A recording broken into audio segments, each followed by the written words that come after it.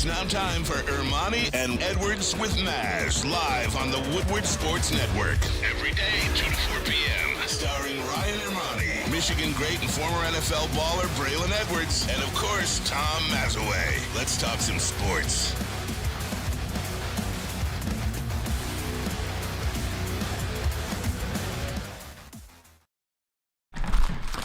Hey, let's go! Wednesday show, November 29, 2023. Ermanni and Edwards with Maz. Woodward Sports Network, woodwardsports.com, fox2detroit.com, and the Fox local app if you're watching live. Hey, if you're watching on YouTube, hit the like button, subscribe to Woodward Sports on YouTube, and can't forget about all those people listening on Spotify. Ran into somebody this weekend that said they love the show on Spotify. So, good afternoon to you. Braylon Edwards, good afternoon to you, my friend. Trying to do the last second dash, get everything situated and set up. Think I almost got it all together, but doing well. A little cold outside, but you know what? Sun shining, doing good. Happy to be here with you guys, getting ready to rock and roll. I am fully responsible for the chaos prior to the show today in studio. Fully responsible for the chaos. I had a small window open to see my girl Becca. Oh, that had nothing to do out with here me, at Lady Jane's. And boy, oh boy, did I have to sneak in there because I look good. I feel good. Look amazing. Getting the hot lather neck shave, the scalp massage, and I'm ready to go, Tom Mazawey. Hey, you hear my voiceover, by the way, on TV. I Lady heard Jane's. it a couple of times today. How about that? Huh? I get the people saying, "Hey, Maz, I hear you on Lady Jane's." It's an honor to be a part of Lady Jane's, Woodward Sports, and Birmingham Royal Oak Roast here in Birmingham. We're all happy to be here. Another great sports day, and we have got a show for you guys today. Yeah, absolutely. Dan Miller going to join us 2:45 or 45 minutes into the show. If you're not watching live, we'll talk Lions with him. 30 minutes after that, at about 3:10, 3:15, somewhere around then, we will be talking to Brady Quinn, Fox Big Noon Kickoff. Of course, Braylon's former teammate with the Cleveland Browns.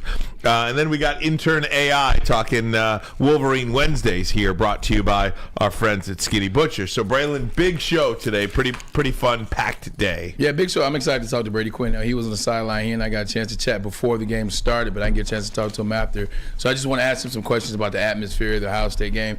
And I think we all have a lot of questions about the college football playoff, kind of how that thing is going to shake out. There's a lot of scenarios, so what better to get to an individual that knows it like the back of his hand. So can't wait to talk to Brady. And just get excited. Also some NFL stuff too. Want to get his take on the Lions and what they're going through right now. Lost a pivotal game and had a game 2 weeks ago that they could have won potentially. So want to be great to get his side on both things. Hey, I got some great news for everyone.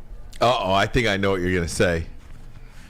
My man, Tom Kennedy, 85, is back with the Lions. That's right, TK 85, baby. Oh, is man. Back. Unfortunately, cost Dylan Drummond a spot. Hopefully they could bring him back. But no, we did not sign any big-time free agents yesterday. Just as a Braylon, as a total side, not planned conversation, I totally forgot about Dylan Drummond until today, until he was cut today. He had a really nice camp. Thought he was going to make the team. Thought that he would, once he got brought back as a practice squad guy, that he would somehow, some way find his way to work himself into the lineup. It just didn't happen. What happens in a situation like that where you've got a guy,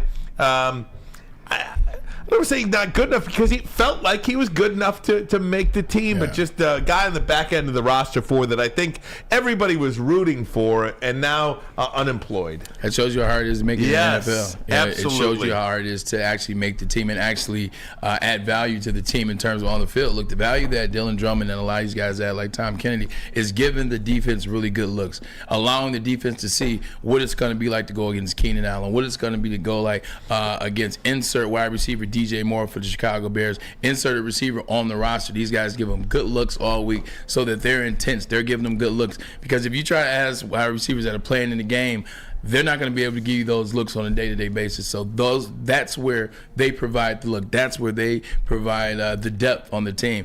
In terms of playing, where's Dylan Drummond going to fit on this team? You got Josh Reynolds and what he was in the first half of the year. You got Amon St. Brown, what he is. Well, you got Jameson Williams trying to kind of bringing him along as well. And then you need another guy to make those plays and be that guy that you can depend on and trust. So it's tough to make an NFL roster. And I know it looks one way in the preseason, but trust me, these coaches, if those guys had the talent like that, or if these guys could make the roster and they could really help him add value, they would play. They would elevate them. They would put them on an active roster. But the work that they do in practice, it goes without saying, man. It's like the unsung hero work. Got a chance to do a little bit of that towards the end of my career. And, you have to respect the work that these guys put in, because if you don't get looks from defensive players, if you're Amon St. Brown or you're Sam Laporta and you're trying to get a look at, how does this Saints defense play? How are they going to play me? If you don't get those looks, then you're going into the game blind. So you got to have a lot of love for practice squad players and the look that they show. I know. Then, of course, you've got Tom Mazawey over here with his namesake, Tom Kennedy, back in the roster. I mean, there is something about... Hendon Hooker's playing. Yeah, Hendon Hooker's back, too, which is just as a point about Tom Kennedy.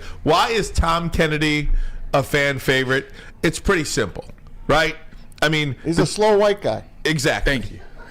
I mean, it's serious, right? I mean, no disrespect to Tom Kennedy. And there's no taken by him. Look, he for lack of a better way to say, look, I'm just going to talk to you here, right? We'll have a conversation. We love Tom Kennedy because how many white guys out there are 5'10", 170? That's tough.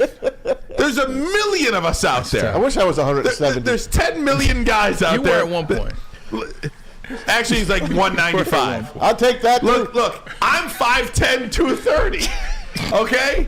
I'm 5'9", and I'm shrinking, and I'm 260. It gives you, you love Tom Kennedy. My dad's room is open. The garage is open in Northfield. That's where I'm going. I'm telling you, you love Tom Kennedy because you see this 5'10" white guy out there weighing 195 pounds.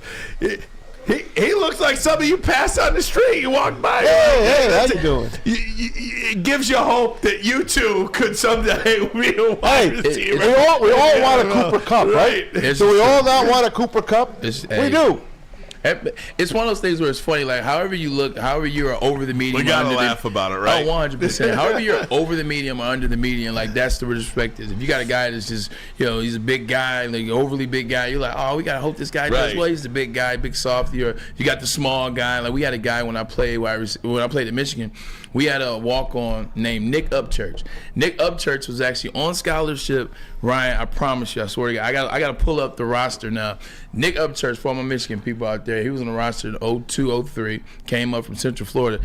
He was 5'1", and we just love Nick Upchurch. Like every time he called a pass in practice, like we went crazy. Like Nick Upchurch was our guy. But to your point, like you said, he's 5'1", he's a little white guy. He's like 160 pounds. Wilson with a great take here in the chat. Okay. If there was a black kicker, he'd be my favorite player. That's real. That is absolutely real. Donald Igwe, remember him? What was the punter? Reggie Roby? Yeah. That's the original. I trained with his nephew, Courtney Roby, before the draft. But Marquez King, the punter for the Raiders. Like, he was a high draft pick. And he like ran 4.3. He was tackling people. It's like Pat McAfee. Right. When Pat McAfee's out there knocking heads off. That is funny, though. Black guy's got to be your favorite player on the team if he's a punter. It's real. I mean, it's so great. I don't know what impact Tom Kennedy's going to have. He'll catch Keenan Allen. There you go. Kenny Allen. What about Keenan Allen? Michigan. Keenan Allen. Kenny Allen. Oh, Kenny Allen. There you go. Kenny Allen. He's black. I know his sister Hannah. He's a black punter. He's light skinned, but he's black. That counts. Oh, Drake's God. black, right? What a great way to start the show. I hope you guys appreciate the fun conversation. I appreciate that comment. I appreciate it. By the way, the black kicker? He played perfect into The what black you said. kicker, the white wide receiver. You guys win the day so far. Don't you love Braylon? Any like dark-skinned white guy, he takes on his side, by the way. All right, they call him the light skin, but why can't we have him on our side? Hey. All right, you know what? Why do you got to take him off? No, that's real. But you know why? It's because when he gets in trouble, when he goes to jail, he's black. When his ass goes to jail, he's black. So when he goes to jail, like Tiger Woods was Cablasian, and when he got in trouble, when he was on Time Magazine looking like OJ, it was like, hey, he's a brother. Hey, he's a brother. He went from Times and the New York and all that. He went to Jet Magazine. He went to Vibe. Hey, Tiger's back, by the way. He is back. He's going to try to play one tournament a month next year. I love that guy. Wouldn't that be something? That'd be amazing. Absolutely. Just get to the point. Don't play Augusta because it's the hilliest course in the country, and after Augusta every year is when you start to see him break down. You start to see him take off courses, take off outings, and then don't play again. Just don't play Augusta and he'll be fine. There you go. Speaking of somebody else who's back, Maz, as you mentioned, Hendon Hooker. You bet, man. And it does feel like it's a really good part of the progress. Great step. Remember when and I don't remember which game J-Mo came back, but it felt like he came back late November last year from his ACL injury. Yeah, somewhere around there. It feels like Hendon Hooker is on that same track as far as when he's going to start being active here and getting his clock running, and we'll see what this guy can do. But I think one of the benefits that Hendon Hooker has had that rookie quarterbacks do not get anymore, he's got the benefit of having no pressure on him. Yeah. He's got the benefit of playing behind Jared Goff. There is no expectations for Hendon Hooker. All he has to do is show up, watch how they meet, watch how everybody goes about their business, learn from the coaching, sit there, watch the video, take it all in, and maybe, just maybe, by the time he's ready to play, he'll understand what it takes to be quarterback in the National Football League. Not everybody can come out and be C.J. Stroud. You see all of these quarterbacks. Hell, look at your favorite quarterback, what's his name? Lawrence. Trevor Lawrence. He's just, I mean, honestly, he's struggled for a couple of years. He's shown flashes, but now he's just coming into his own, being one of the top 8 quarterbacks in the league. Won a playoff game, could have won 2. Justin Fields, 3rd year in the league, trying to figure out if he's going to be the quarterback of the Chicago Bears. You see what Bryce Young and Kenny Pickett and some of these guys that are taken. But nonetheless, man, it's hard to play quarterback in this league, and you don't get the benefit of sitting out on the sidelines anymore. You are thrust into the action.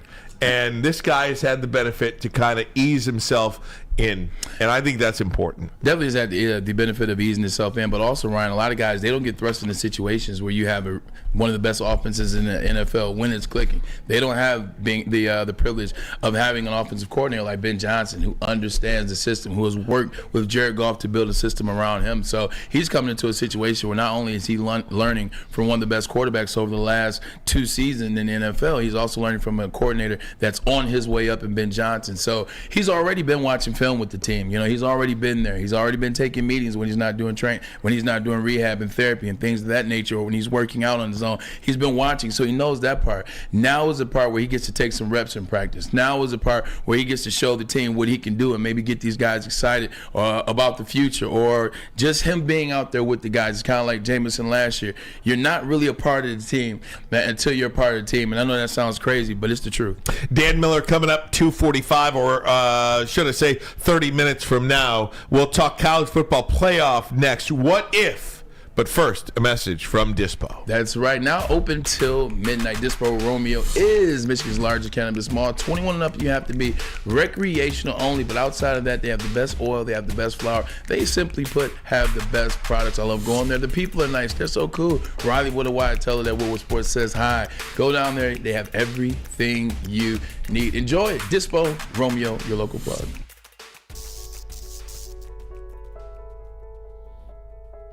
We've just received word. The world's cannabis supply has vanished. The public is outraged and has taken to the streets in response to this tragedy. The individual responsible acted alone, and we can only hope they will make things right soon.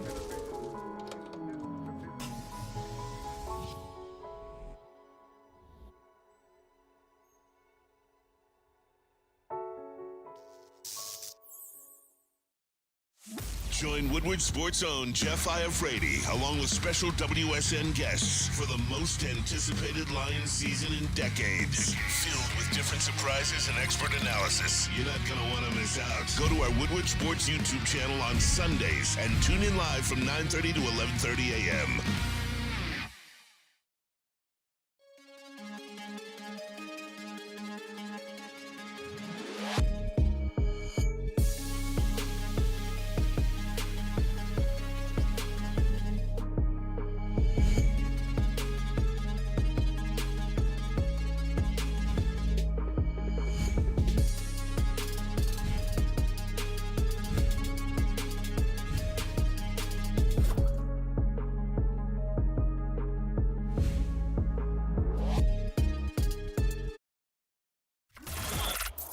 Woodward Sports' own Tom Mazawey and Sam Stick Day will be hosting our Lions postgame show after every Lions game all season long. Tune into the Woodward Sports YouTube channel for his hot-off-the-press takes, game analysis, and Kool-Aid sipping celebrations. You won't want to miss it. Join Maz, Stick, and special guests each week immediately following every Lions game, exclusively on the WSN YouTube channel. When buying or selling real estate, flexibility and control over the sales process is key. Sellers, how would you like the freedom of canceling your listing agreement at any time for any reason with no penalty? That is exactly what Mark White and Associate offers. It's called the minute-by-minute listing agreement by Mark White and Associates. Try Mark White's risk-free minute-to-minute listing agreement today. Looking to buy or sell real estate? Visit markwhitesales.com or give him a call at 248-290-8242. MarkWhiteSales.com, where flexibility meets success. Hey, welcome back, Woodward Sports Network. Glad to have you along with us here on a Wednesday, Maz. We forgot something. How about Grant Fuhr in hockey? Ooh. How about that? Look at that. Right? This is very true. This black guys on the hockey ice, man. You got to There you love that go. as well, man. Tony McKegney? I know you can go back further than that, but Grant Fuhr really It's the guy, man. put you guys on the map. Hey, what do you mean, you guys? Well, You guys. Put you guys. Now we're messing with you guys. Hey, before we get into the college football playoff rankings last night, did you guys see the ratings for I did get a chance to Michigan, see that. Ohio State? I don't know if we have those. We do have those. JB, you're the best. He is. JB, you are the best. Just want to point that out. Michigan's win over Ohio State it peaked at 23 million, but it averaged 19.1 million viewers. Just take a look at the screen right now to see that it blows away the men's basketball title game, Final Four, the Kentucky Derby, the NBA Finals, 13 million, Masters, 12 million, World Series game clinching winner, 11 million, and the Stanley Cup clinching game, 2.7 million. 19 million viewers. Moreover, if you want to go even deeper than that, the most watched regular season college football games the last 3 years. You ready? Number 1, 2023 Michigan-Ohio State, 19 million. Number 2, Michigan-Ohio State 2022, 17 million. Number 3, Michigan-Ohio State 2021, 15.9 million. 1, 2, and 3. The last 3 regular seasons. How about the same day?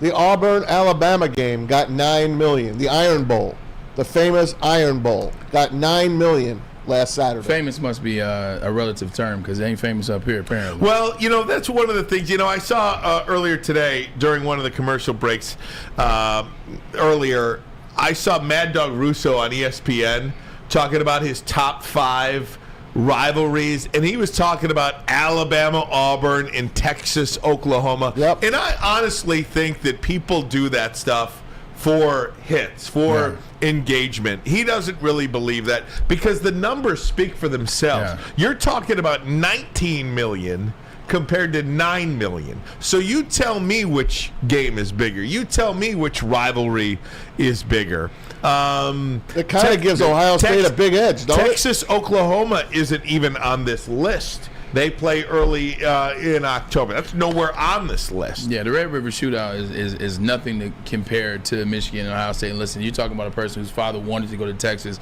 somebody that's been deeply rooted in college football, sports in general. So I understand Texas and Oklahoma, really big game. I understand about War Eagle versus Roll Tide, really big game, really big rivalry. It's the things that they're a nastier rivalry, much nastier rivalry than the Michigan-Ohio State. But when you talk about Michigan-Ohio State and kind of how the rivalry is built, starting with Woody and Bo, that's where the rivalry really, really took off. Every year, this rivalry is for first place or second place. Like every year, this rivalry, it was it was going to decide the Big Ten or decide the national championship. I mean, you just look at the last 3 years. There was 20 years in there where Michigan didn't necessarily hold their weight up, but people still watched those games. Those games still came down to deciding the Big Ten championship, and even the national title as well. The last 3 years, this game has directly decided who's going to be in the national championship game and who's going to go all the way. 12-0 versus 12-0 this year, 12-0 versus 12-0 last year, 12-0 versus 11-1 that year before, and that's the year that we beat them in the snow in Ann Arbor. So it speaks for itself, like Ryan said. Like, there's no other rivalry that can do that. No other rivalry. Like Auburn's not 1 or 2. Auburn has a good year once every 4, 5, 6 years. They don't have Cam. They don't have the cachet like that. You got to arguably the number one brand in college football history versus the number one brand in college football history. I mean, there's a couple other schools that you can throw in there, but they play each other every year. So as much as this bothers me, Ohio State, we're going to show you the rankings, but Ohio State gets the edge now, don't they? If everything is tied, Ohio State gets the freaking edge. Maz, it's a great point because it's exactly where I was going next. When you look at those numbers, you can't tell me that they are not going to try to get Ohio State into this Final Four. Ohio State is very much alive for a college football playoff berth. When you talk Michigan, Ohio State, 19.5 million viewers, the most watched regular season game in 2023. It's the most watched college football game, period. Yeah. Do you know what last year's college football playoff national championship game, the national championship game, did? Georgia TCU. National I championship bet you half of massacre. that. 17 million. Oh, 17. Still national Well, people are championship. still betting on the game, and Yeah, of it's course. still the national championship. Remember, none of us really even knew when it started. Monday at 7 o'clock. 7 o'clock. I turned it on at 8. We I didn't thought it even was know. on at 8. We didn't Had even no know. idea. But the point being, Yeah. you're talking about Michigan, Ohio State, 19 million. College football playoff national championship, 17 million. Ladies and gentlemen, let me tell you, Ohio State, if there is a will, there is a way to get them into the college football playoff, period. Absolutely, because it comes down to this. Are you deserving of getting into the Final Four, Ryan Ermanni, or are you the best team in the Final Four? Are you the best team in the country? I think that's the question that we keep asking every year. Based on the resume, I think I wanted to say something. I heard this just on the radio. Said, what was it? The semifinals, Ryan Ermanni, 19-point win is the average in the semifinals. Like, they keep picking teams that deserve to get into the Final Four versus teams that are the best teams. So they need to change the rhetoric up. Like, if you're going to tell me, and obviously it doesn't matter anymore because we got 12 teams, but this is why they had to do away with this system, because it's best team versus deserving team. Like right now, Florida State's deserving, right? Is that what you told me yesterday, Matt? It sucks because they're deserving, they're undefeated, bad conference, doesn't matter. They won the ACC, they're deserving.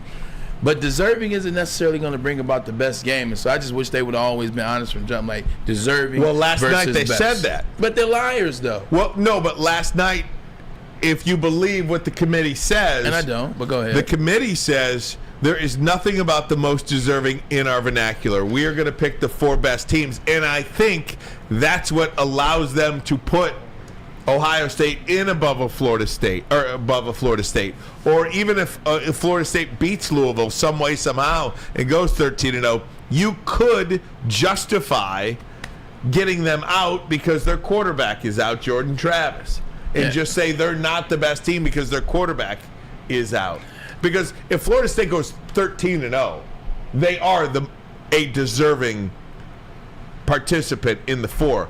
But nobody's sitting up here saying that they are the best 4 teams. Yeah, but that's what I'm getting to. Like, deserving isn't the best. Like, if you tell me the Final Four is for the best 4 teams to create the best 3 games, the best possible 3 games you can create, 1 versus 4, 2 versus 3, and then obviously 1 whoever wins versus whoever wins. Like, that's what it was supposed to be about. Florida State, I don't care that they're 13-0. I don't care that they beat Jaden Daniels early on in the year. You cannot tell me that without Jordan Travis, they can beat, you can almost start at Penn State and go Penn State down to 1. You could at least start at Alabama. 100%. Missouri, don't sleep on Missouri. Right. Okay, you started Missouri. Like, Missouri I just beats can't Florida give Penn State. State any credit. Okay, I'm fine with that. I don't like James Franklin either. Missouri beats Florida State. Alabama beats Florida State. Texas beats Florida State. Oregon, Washington, the list goes on. So I wish that it didn't matter. Like, and I get it. You go 13-0. You're supposed to get a chance to go to the college football playoffs. That's what you're supposed to get. But if I don't think you're better than this other team that has one loss. Doesn't matter if they didn't win the conference championship. They're better than you. I've been one of the biggest proponents of the expansion to 12 teams. have.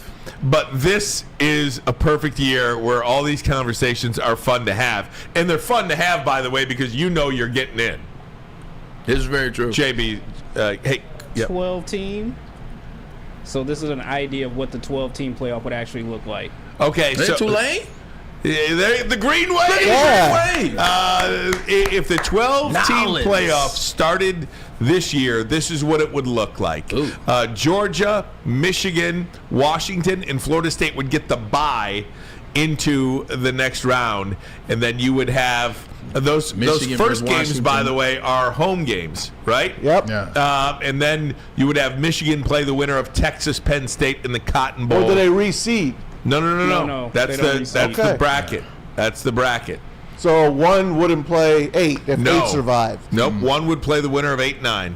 Wow. All right. So you Yep. got Michigan versus Washington versus Georgia versus Oregon. There you go. Yeah, because Oregon would beat the hell out of Florida State. Yeah. So that looks pretty fun, right? I It mean, sure does.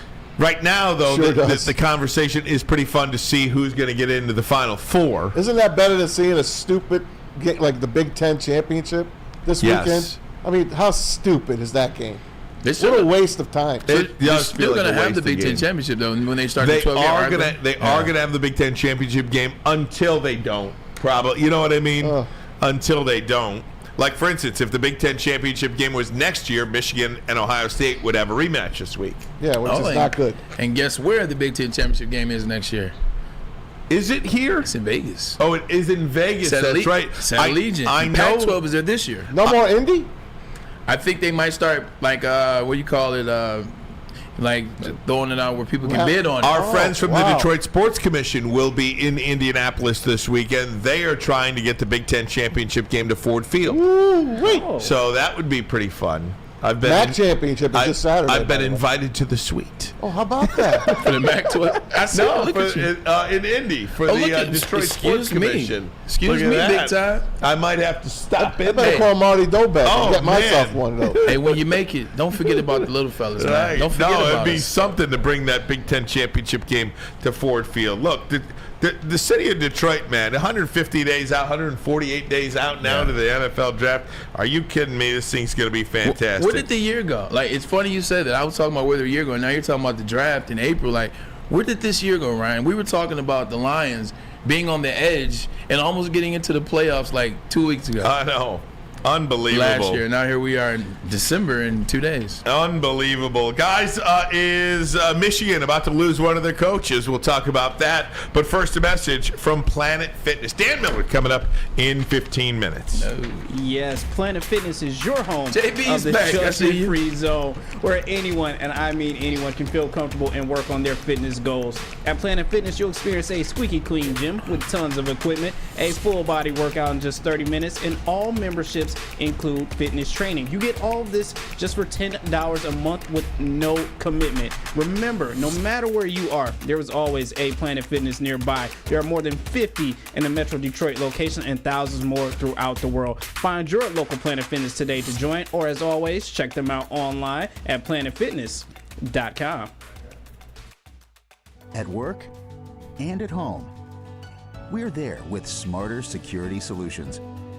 Featuring complete automation with customized alerts and more. For over 90 years, we've been the company that's been counted on to protect what matters most, all with personalized service and care. Right now, for a limited time, receive a free video device plus free installation with a new home system. Guardian Alarm. We protect Michigan. Now, coming to Woodward Sports. Woodward and Main Main Street, the Woodward Sports Network Detroit Lions Show. Let's go! Catch Gabrielle D. Phillips, Matt Broder, and Terry Foster for all the latest news on your Detroit Lions every week. Only on the Woodward Sports Network YouTube channel and woodwardsports.com. Your home is your most important asset. Flexibility in the sales process is key. When you work with Mark White & Associates, you can cancel at any time, for any reason, without penalty. Speaking of flexibility, check this out. Who you work with matters. Hire the best broker in the game.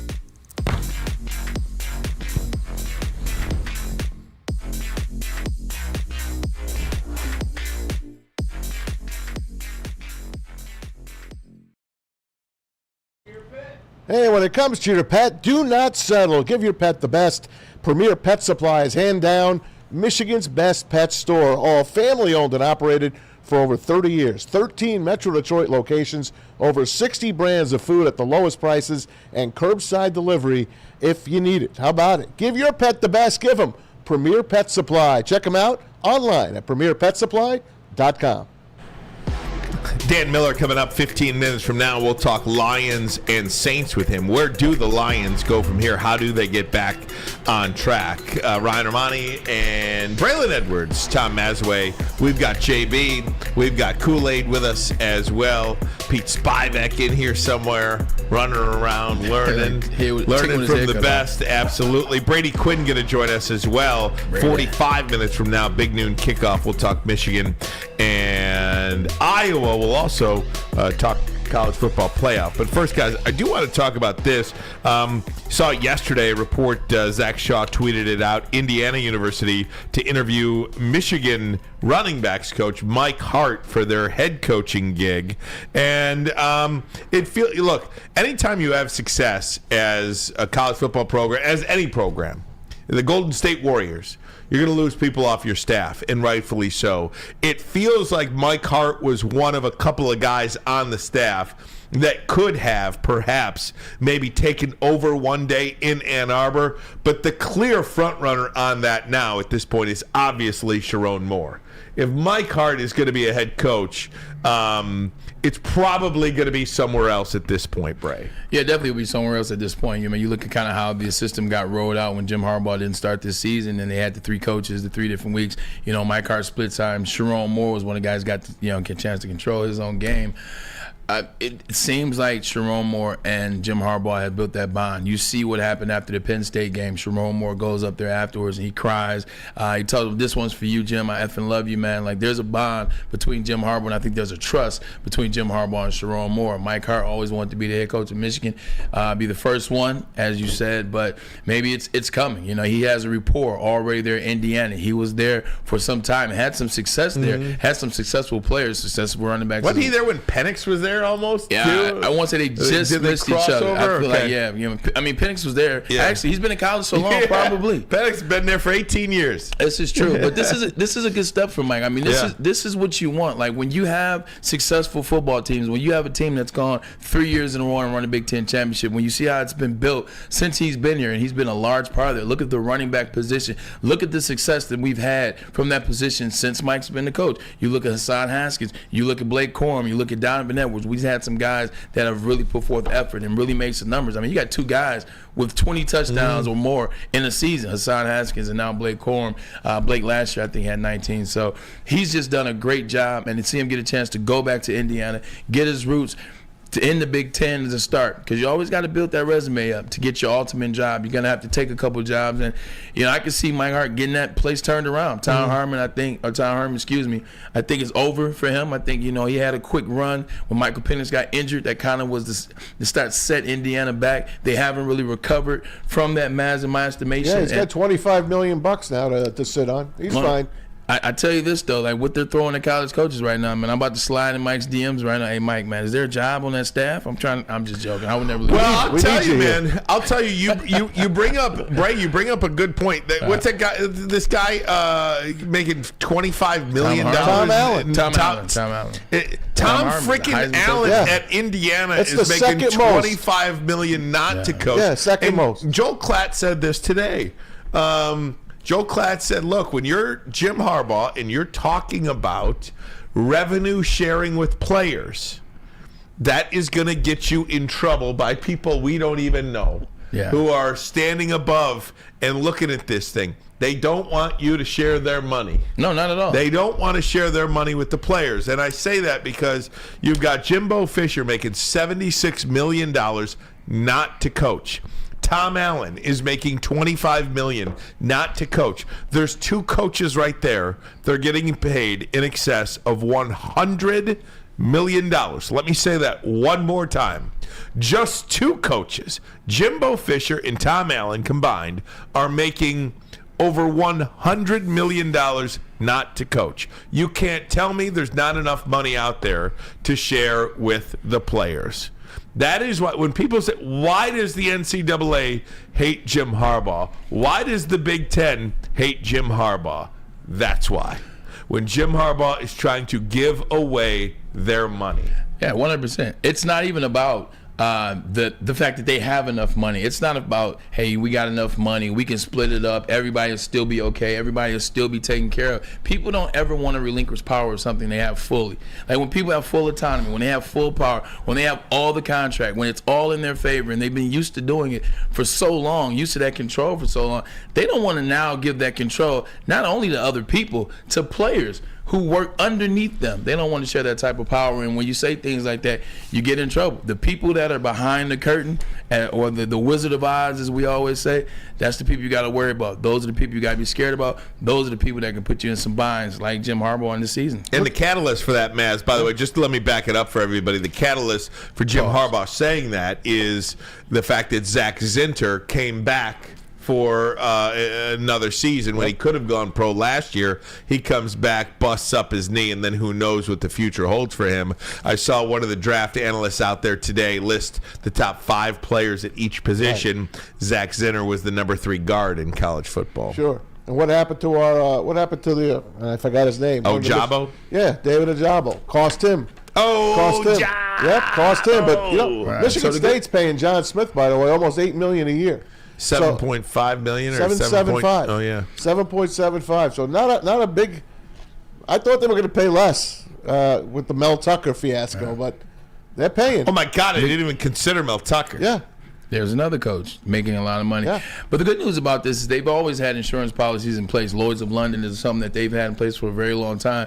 When I decided to come back for my senior year, my mom, my father, my stepfather, my stepmother, we made sure we sat down, we made sure we inked that deal, and make sure that we were protected going into my senior year. So my senior year, my Lloyd's of London contract, whatever it was paid for, I think $10,000, I don't know what you paid for it, but it basically would have afforded me the difference in where I would have went, where they would have projected me to go in my senior year, to where I actually went due to an injury. That's how mine would have worked. And if I was no longer allowed to play, period, then that Lloyd's of London deal would have been big. Then they would have basically we would have to go to court for it, but they would have taken where I would have projected to get drafted, how big that deal would have been, how many years I might have played. Oh, wow. So that's how the Lloyd's of London is done. And that was 2005 you're talking about. So something with Zach Zinter, with NIL, him coming back, 5th-year guy, I'm pretty sure that he had his deal set up in place to where he will get the in-between money of here and where he actually does get drafted. I'm pretty sure it's a lot more than when I was coming out in 05.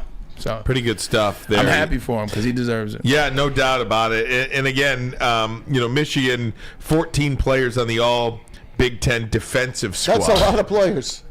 That's more than a whole squad. First of all, only 11 guys start. Right. Yeah. Like only 11 guys start. Special teams as well. I guess you throw that in there. But my goodness, and why not? This team did not play a game all year in which they trailed in the fourth quarter, or in the second half. They didn't play a game all year. 13 games, 12 games have gone by, and they didn't trail in the second half one time. Pretty good.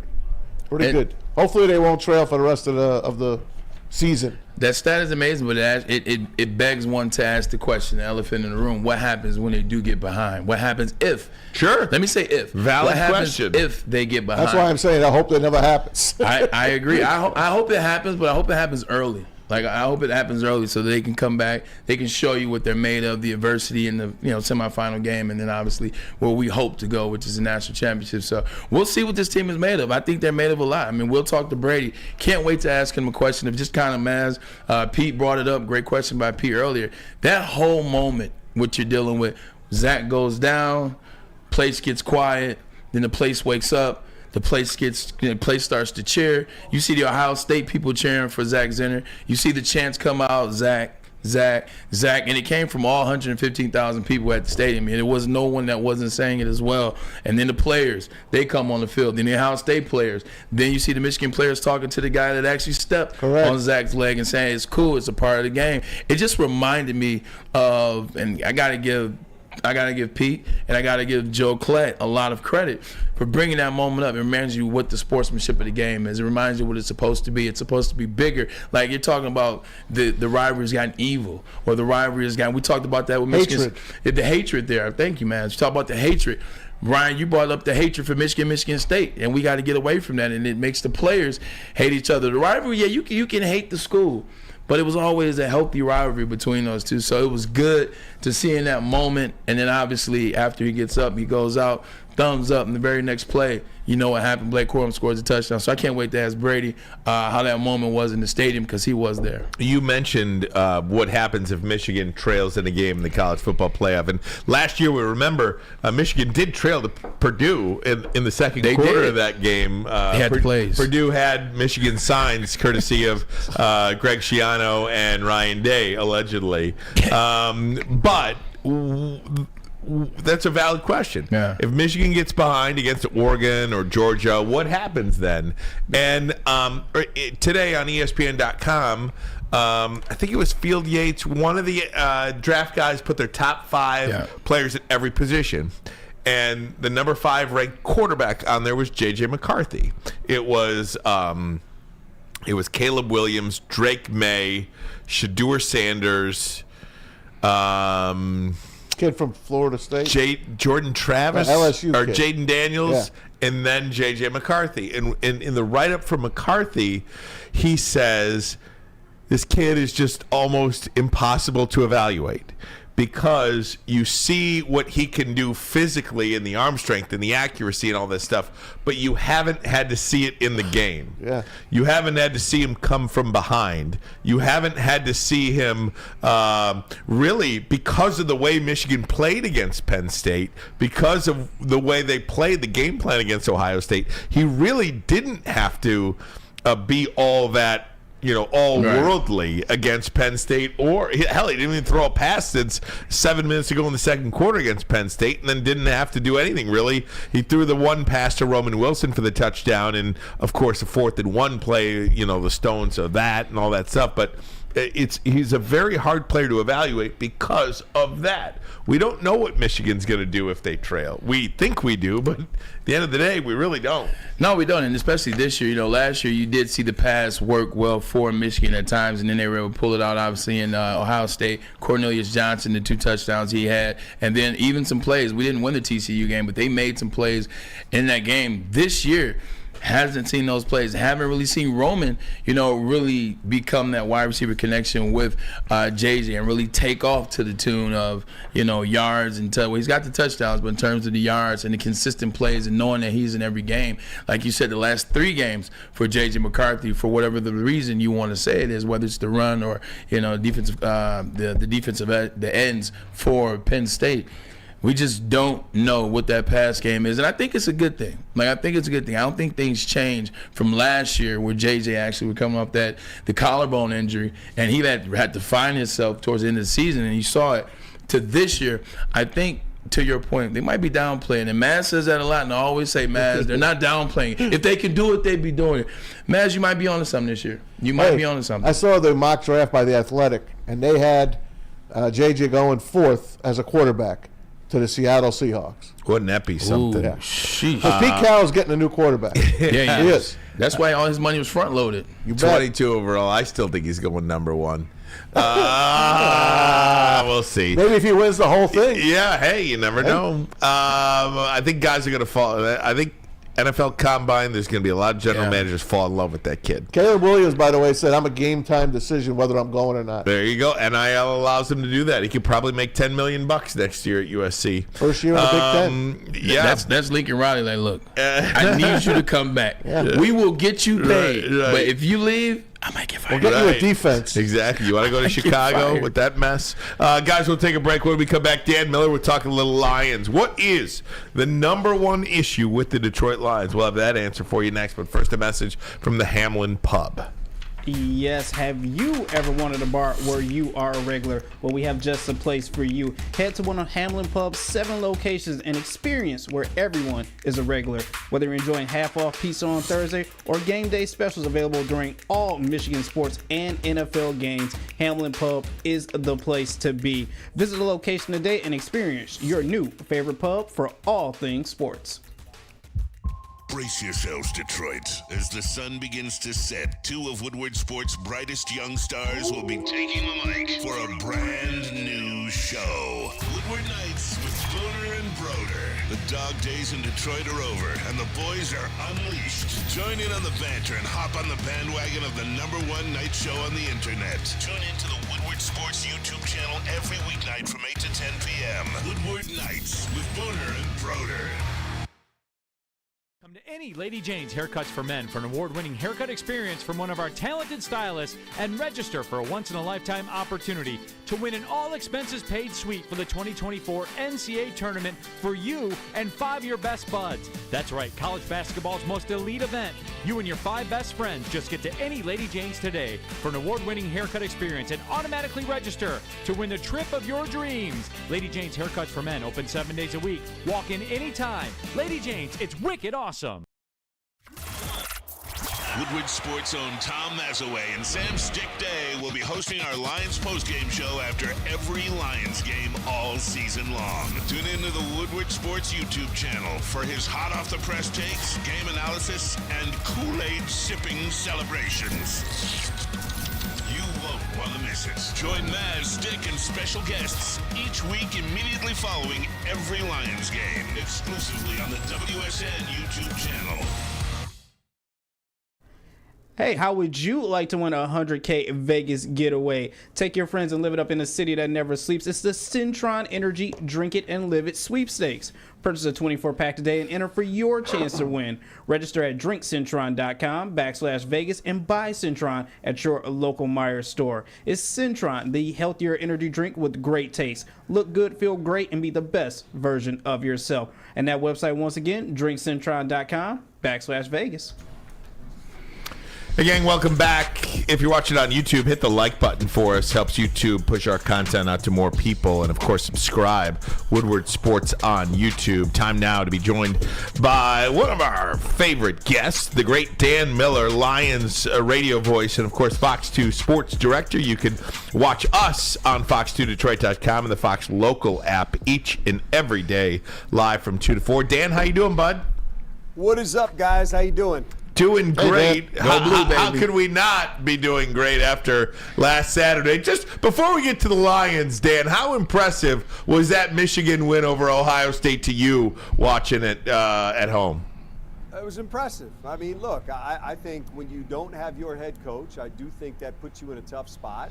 And I went into that game thinking that it would impact them. I came out of that game thinking that Sharon Moore pushed all the right buttons, and I thought Ryan Day played way too conservative, in particular in the first half, letting those 37-some-odd seconds run off the clock late in the half, and then the 4th and 1 where he had the option around the 50-yard line to go for it. I thought the head coaching thing deficiency flipped on me, and I thought that they played a better game. I thought there was a difference in the quarterback position as well, where I thought McCarthy certainly was the better player on the field. Critical turnover early where I thought, and I will defer to my wide receiver there who played in the NFL, I thought Harrison played soft on that interception. You got to try to go offense to defense there and try to help your quarterback out. Wasn't a great throw, but you got to do something to kind of help him there. I didn't like that play. So look, I think Michigan made the plays, Ohio State didn't, and Michigan got out of there with a victory. That's what you have to do in a game like that where there's not much separation between the two teams. Definitely. I think Marvin Harrison is one of the most electric wide receivers I've ever seen in college. In fact, you can say he's probably the best I've seen since 25 years or so ago. But what they're teaching at Ohio State isn't team football. And I think in a moment like that, I think the physicality, the team basis, I think you see it in moments like that. If that was Michigan, I think you see a different result. But enough about it. We know we won. But you see what I'm wearing? Even though the Lions lost, I'm still hanging in there, Dan. I got my Detroit Lions hat on. I'm still representing. That's what I wanted you to hear, man. Hey, Dan. Dan, it seems pretty simple. Football is a very simple game. It feels like Ohio State with 2 turnovers in that game. Michigan won by 6. The Lions have had 7 turnovers in the last 4 games. I mean, they're 3-1, but you keep turning the ball over like this. That's what feels so tough about this stretch that they're in right now. They're simply not protecting the football, and it's gonna bite them here. Is it not? It is the biggest indicator of winning and losing in football. Period. I mean, if you want to look at most games, look at the turnover percentage. Whoever takes the turnover giveaway ratio and wins that. You look at the stats. If you're +1. You have X percentage chance of winning. +2 goes up exponentially. +3, you're almost never going to lose. And when you're giving the ball away multiple times and you're not taking the ball away, which is also something that you have to look at with the Lions right now, you put yourself in a tough position. Now, you're right. They have won 3 out of 4. But you can say they were somewhat fortunate to beat the Chargers when the Chargers scored 5 touchdowns on their final 5 possessions. They were somewhat fortunate to come from 12 down in the final 4 minutes and 15 seconds to beat the Bears. And then it caught up with them against the Packers. So here's the thing. If you're the Lions, what you're trying to get back to is something you know you can do because you've done it. You're not asking them to do something that they haven't done before.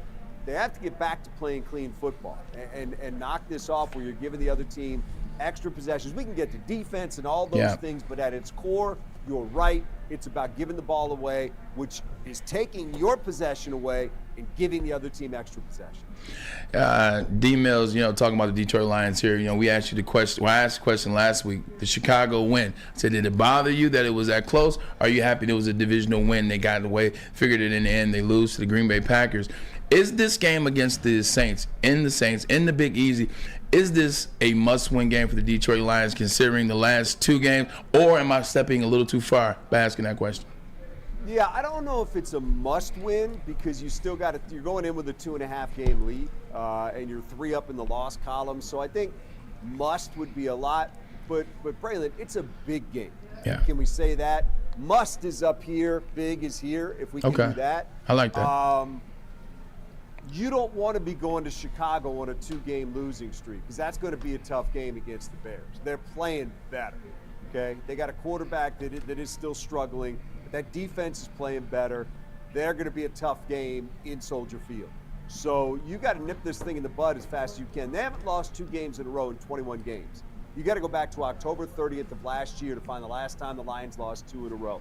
That's the kind of resolve you need to have in this game, the ability to bounce back, the ability to be resilient, and that's what I'm looking for. So, look, if they come out of this thing losing, you're not going to feel great, but you're also not going to look up and figure, oh, my gosh, 1 week in Minnesota could be right back there. You've built yourself a little bit of a cushion, but you can't let this thing snowball. So, listen, it is an important game for this team to get back on track, play the type of football that they're capable of, for the standings and for their psyche and for their confidence to know that they can get back and do that again. Talking to the Voice of Lions Radio, Dan Miller, also Fox 2 director. Dan, last question for me. I'm going to let Maz, he's chomping at the bit to get in here and talk to you. If you're Dan Campbell or Ben Johnson, what's the conversation that you're having with Jared Goff this week? Because Jared Goff is the guy for the offense. It's the offensive line that gets it going. But Jared Goff has been the leader for the Detroit Lions on offense the last 2 years. What's the conversation you're having this week with him? Remember that guy who was turning the ball over when we were 1-6 last year, and then that guy turned it off like a faucet and stopped turning the ball over? Find that guy. I need you to be that guy. When you're in the pocket, be ball conscious. Understand that you got to secure that football, and there's guys swinging at you trying to knock that thing away. Get back to understanding where you can and can't throw the ball. Now, he's had a couple that were just dumb luck when they get tipped and they get tipped right to a defender. But Jared Goff knows what ball security is. He also knows what it is to have issues with turnovers because it has been a problem at times in his career. But when you look back to the last 10 games of last year and the way that he valued and took care of the football, you know he can do it. That's the guy that you have to get back to. And that's probably what gives me the most confidence about this whole thing, like I said a moment ago, is you're not asking this team to do something that they haven't done. You're just asking them to get back to what they have already done. All right, Dan, you know where I'm going. You called me and Ken Probably Brown the kings on waivers. Kings of the waivers. Kings of the waivers. I'm sorry, man. But you're now down Alex Anzalone, okay? You're down another linebacker. You don't have a pass rush. Why the hell is Shaq Leonard visiting Dallas and Philly? Why don't he even hear that he could come here? What is the roadblock of talking to these guys? Yeah, I mean, I don't know what the roadblock is, and I think probably each one is its own separate conversation that they have within the building, and I don't know what their conversation on Shaq Leonard has been. Some of the talk that came out of him being released by Indianapolis was that he had slowed down. He is an off-ball linebacker. He's not a guy that's necessarily going to come in here, and he's not going to come in here and solve your pass rush issues. So, look, I don't know what kind of money is being talked about. I do see that he's visiting some of the teams that the Lions would ultimately have to compete against in the playoffs. It becomes clear that that's just not something at this point that we know of that they don't think is a fit. I don't have their answer for you, Maz. I just think that you can continue to look at this thing, see the way that they're doing business, whether you like it or not, and they just don't seem like they are the type of team that's going to go outside the organization and trade for a Sweat or trade for a Young or one of these guys.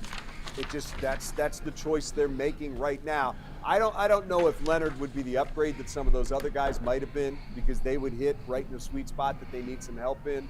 But we're going to get a crash course in Jack Campbell this week and whether or not he's ready to take on a full-time role in this league because he's got to. And he's the next guy up, and he's going to be playing out there for a lot next to Barnes, and he's got to be ready to go. He's a first-round draft pick. It's go time.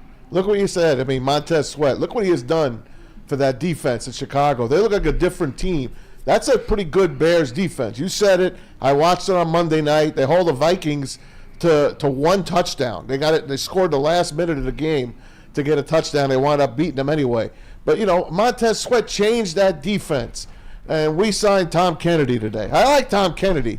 But, you know, I just don't understand it. I've been watching football a long time, too, and I know I'm not a general manager. I'm a pretty good fantasy general manager at that, though. But that's all I got for you, Dan. I just can't. I don't get it. That's all. Not this year.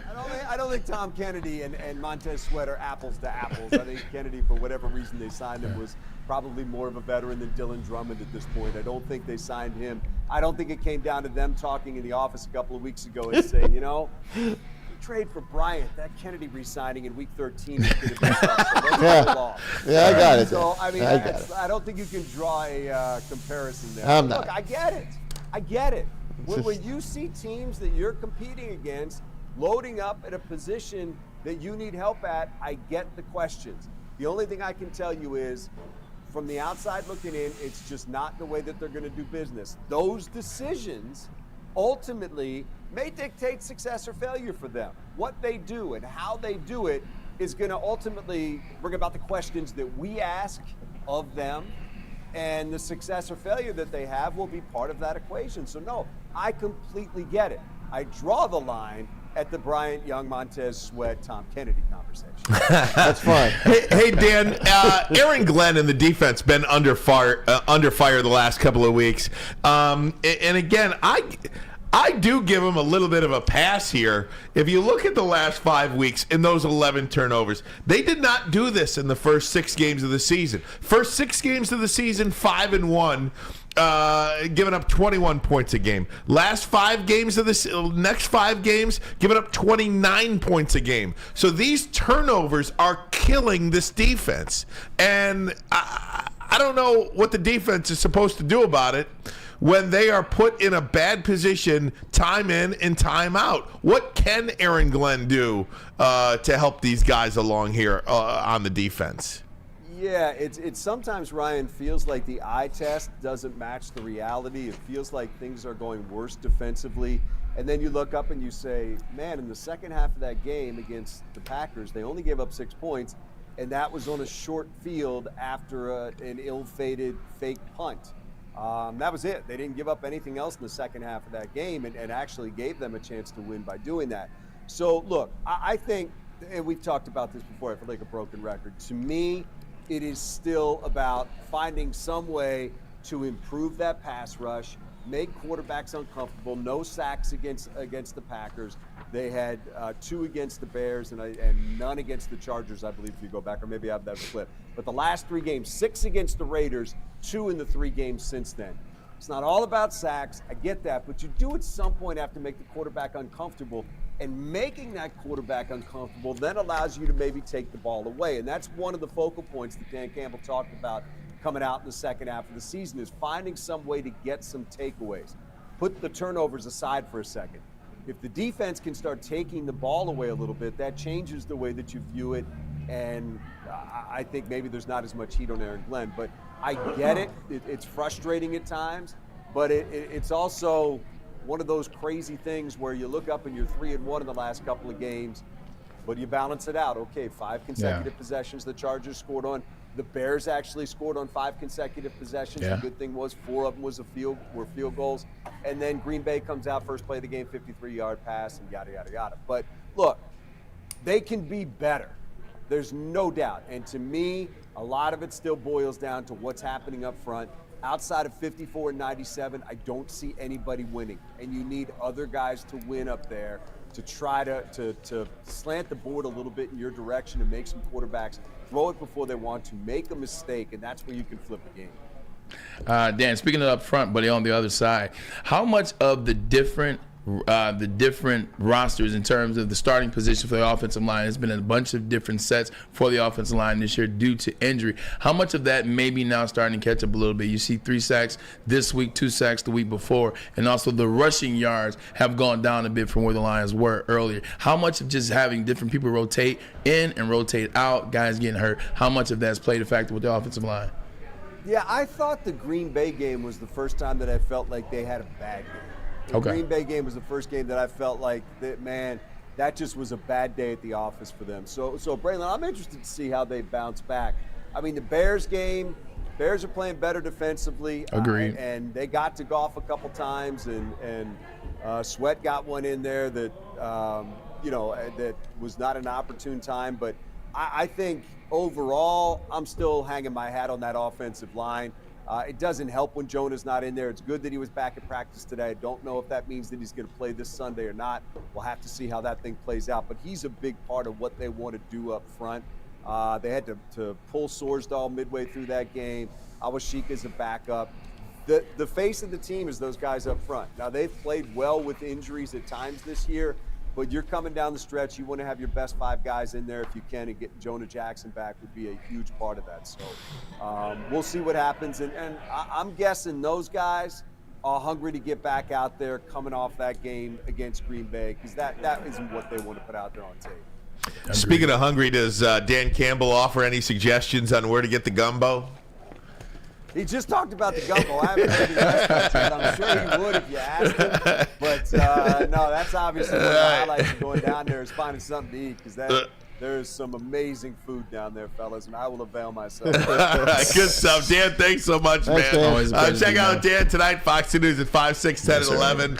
Check us out, Woodward Sports on Fox2Detroit.com and the Fox Local app, 2 to 4 every day. Thanks, Dan. Appreciate it, bud. I'm still repping. All right, we'll talk to you next week. Guys, we'll take a break. Brady Quinn coming up 10 minutes from now, but first, a message from Feldman. Feldman Chevrolet, Detroit's #1 Chevy dealer. There are 18 locations in Metropolitan Detroit, so check this out. There's one near you, probably one in your own backyard. Just go to FeldmanAuto.com and you can find that spot. Since 1996, Feldman Automotive has been driven to provide a fast, convenient, and first-class car buying experience. It's called the Feldman Advantage. So do yourself a favor and take advantage. Where's the most convenient place to get that big fitness energy? It's Planet Fitness. Join today for just $1 down, $10 a month. With over 2,400 locations and equipment for every workout, you can get in, get energized, and get going. And with free fitness training and most clubs open 24 hours, everyone belongs in the judgment-free zone. So join today for $1 down, $10 a month, no commitment, cancel anytime. Deal ends Wednesday, September 13th. Join now at any Metro Detroit location. Hurry, offer ends soon. Join Woodward Sports' own Jeff Iafrate, along with special WSN guests for the most anticipated Lions season in decades. Filled with different surprises and expert analysis. You're not going to want to miss out. Go to our Woodward Sports YouTube channel on Sundays and tune in live from 9:30 to 11:30 a.m. Gabby is a college student struggling to study for her big exam. Then, she discovered Syntron, a healthy way for her to stay awake and focus. Jennifer frequently has chaotic days like this until she gets online, orders some Syntron, and finds her groove. April visited her local grocery store, purchased a case of Syntron, and entered to win the Syntron 100K Vegas giveaway. Pick up your case of Syntron today at any Meijer location or visit drinksyntron.com/Vegas and enter for the 100K Vegas giveaway. Woodward Sports' own Tom Mazawey and Sam Stick Day will be hosting our Lions postgame show after every Lions game all season long. Tune into the Woodward Sports YouTube channel for his hot-off-the-press takes, game analysis, and Kool-Aid sipping celebrations. You won't want to miss it. Join Maz, Stick, and special guests each week immediately following every Lions game, exclusively on the WSN YouTube channel. Hey gang, let me tell you about Outdoor Equipment Company, the official outdoor equipment provider of Woodward Sports. Michigan-grown, family-owned, bad boy mowers, tractors, steel handhelds, even weed whippers, Liberty trailers, Generac generators, SnowX plows, and salters. Outdoor Equipment Company has it all. You could buy it, you could rent it, all for 0% financing, delivered to your doorstep. OutdoorEquipCo.com, OutdoorEquipCo.com, your power equipment playground. All right, welcome back to Ermanni and Edwards with Maz. Excited to have my brother and former teammate with the Cleveland Browns. This individual went to. He's coming up next, though. He is. He's 312, right? He's coming up next. He's coming up. Yeah. I'm just excited. You're just excited. I jumped the gun. Speaking of exciting, is there any way to take the Maz cam real quick? So they're partying in there right now. Alyssa behind Maz. Alyssa wants some royalties, by the way. There's even a crowd gathered behind Alyssa royalties right now. There's somebody getting their beard shaved. Somebody looks like a long time beard shave. I need a rear view mirror. Oh man, I think pretty good. Grew his beard for a long time. Now he's shaving it off. Look at the floor. No doubt. It's all over the floor. Man, great stuff. Maybe I could put that on my head. He's braver than I would. I'm not cutting the beard. No. Nah, I'll cut my hair at some point, but the beard itself, it's like Solomon, man. It's like Solomon. It's like Samson. I'm not cutting this. Is it like Solomon or is it like Samson? Well, Wisdom of Solomon says don't cut the beard like Samson. That's called a quick pivot. Right. I'm into those now. Hey, before we get to Brady Quinn, just to kind of put a bow on what Dan Miller was talking about, it seems pretty so. Every team, and I thought Justin Rogers did a nice job of this in the Detroit News today, went back and looked at all the 10-win teams over like the last 30 years or something like that. They all go through rough patches, man. Yeah. Sure. All of them. And this feels like a rough patch for the Detroit Lions right now. The only part about the Lions, too, that you question is, they're not good enough, or are they, to overcome all of these turnovers? Yeah. Look, in the first, I wrote it down, and I wrote it down right here. In the first 6 games of the season, they had 7 turnovers total. In the first 6 games, 3 of them were in one game. Do you happen to know, in the first 6 games, they were 5-1. They had 3 turnovers in one game. Can you guess which game that was? Baltimore. No, Seattle. Seattle, right. Yeah. Seattle. And they lost by 6. Yeah, overtime. Right. But what I'm saying is, they're not good enough to overcome 3. They're good enough to overcome 1, but 3 turnovers in a game? They lost by a touchdown to Green Bay, turned the ball over 3 times. Yeah, that really wasn't even close. I mean, they're a minus they got a late 3. touchdown. They were a minus 3 against Chicago. Yeah. and somehow won the game. Because a bad team. They were -2 against Las Vegas. Somehow managed to win a game by double digits. Some teams. So I went back and I did some research and looking some things up because 8-2 sounded familiar. I doing research? I always do research. Okay, You know me, man. Right. I was doing a little bit of research. But 8-2 sounded familiar to me. And I remember that when I was with the Jets in 2010, we were 8-2. In fact, we got to 9-2. So it was us and the New England Patriots. 9-2. Obviously, I told you guys about the Monday Night Football game where they drudged us all through this. So we ended up going from 9-2. But in that 9-2 moment, Ryan Ermanni, we're worrying about, we're worried about the Patriots in the playoffs. We're worried about beating Peyton again because they had beat us the year before in the AFC Championship. We were looking through Ben Roethlisberger. Sure. We were looking through our division, the Miami Dolphins that year. We were looking through everybody because we were like, no, this is the year. This is the year that we're going to win it. We were supposed to win last year. We limped into the playoffs. We almost won, but we lost to the Colts in the AFC Championship. So this is our year. We're on Hard Knocks. We start looking at the end. Once we got the 9-2, we start looking through teams to other teams. Then we start getting, here's where we are. When we were 9-10, man, 9-2, we lost to the Patriots. Then we lost to the Dolphins, who were nowhere near as good as us. Lost at home, mind you. Lost to the Dolphins at home. We go on to beat the Steelers. We lose to the Bears in Chicago in a blizzard. And then we come back to beat the Buffalo Bills. You know what Rex changed after we lost to the Pats? He said, stop looking to win the conference. Stop looking to get to the Super Bowl. Stop looking to what the hell you're going to wear on Super Bowl Sunday. He said, focus on one game at a time. Refocus one game at a time. And we still lost some in there, but every game was a one game. Like, it was no longer looking ahead. If we lost the game, Chicago played better than us in that game. And then the Chicago Bears, they played better. The Dolphins played better than us. But we beat the Steelers. We beat Buffalo. And then we got into the playoffs. And then from the playoffs, we controlled our own destiny. We got to the AFC Championship. We lost. But they got to refocus. And like we said, it's a one-game season. Stop looking at, we could get the number one seed. Because that's our job. Our job as analysts, our job as fans is to do the things that players can't. Let's get excited. Let's focus on the number one seed. Let's focus on, Philly doesn't want to come here, and San Fran doesn't want to do this. And if we do this, CJ comes back, we get in the playoffs. And it's our job to look ahead. It's not the players' job to look ahead. And I think that's what could be happening, just looking ahead. Now they got to refocus. It's all about the New Orleans Saints and this one-game season. That's what they got to get back to. Guys, let's get back to college football. We'll talk to Brady Quinn next. Fox Big Noon Kickoff. We'll do that next. But first, a message from Swiss. Do you have football on the brain? It's already been an awesome fall with college and pro football this year. Fall is also a perfect time to shop your home and auto insurance. Shop it like a pro with Swiss Insurance. They cover Woodward Sports Network, and they should be covering you too.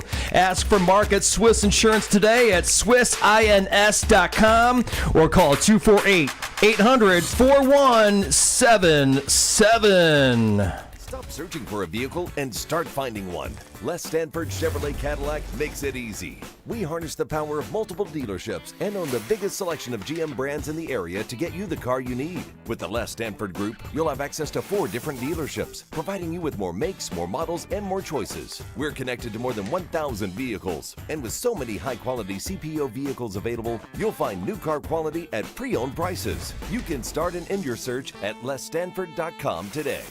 Savor the heart of home at Big Boy with our all-new down-home comfort dishes. Feast on home-style goodness with our Southern Comfort Chicken Bowl, veal parmigiana, and apple pie hotcakes. The down-home delight doesn't stop there. Potato pancakes are back.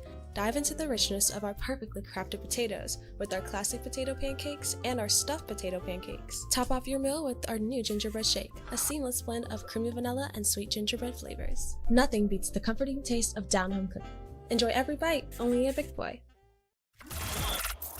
Woodward Sports' own Tom Mazawey and Sam Stick Day will be hosting our Lions postgame show after every Lions game all season long. Tune into the Woodward Sports YouTube channel for his hot-off-the-press takes, game analysis, and Kool-Aid sipping celebrations. You won't want to miss it. Join Maz, Stick, and special guests each week immediately following every Lions game, exclusively on the WSN YouTube channel. Join Woodward Sports and Long Drink this Sunday live for official Lions VIP tailgate. That's right, bullseyeeventgroup.com. That's where you get the tickets at. You buy them. Eastern Market Shed 5 is where it is, and it is a fun place to hang out and have a good time at the tailgate. Starts at 9:30, goes to 1 just around kickoff.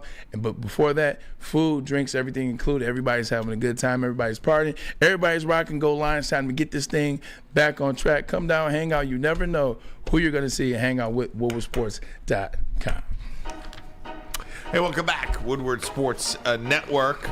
Ryan Ermanni and Braylon Edwards. Tom Mazawey with us. Pete Spivak in there. JB in there. And Kool-Aid is in there. By the way, before we get to Brady Quinn, Lakers in town tonight to play the Detroit Pistons. Kool-Aid, I feel like if the Pistons are going to win a game to get you on board before January 15th, it'll be tonight.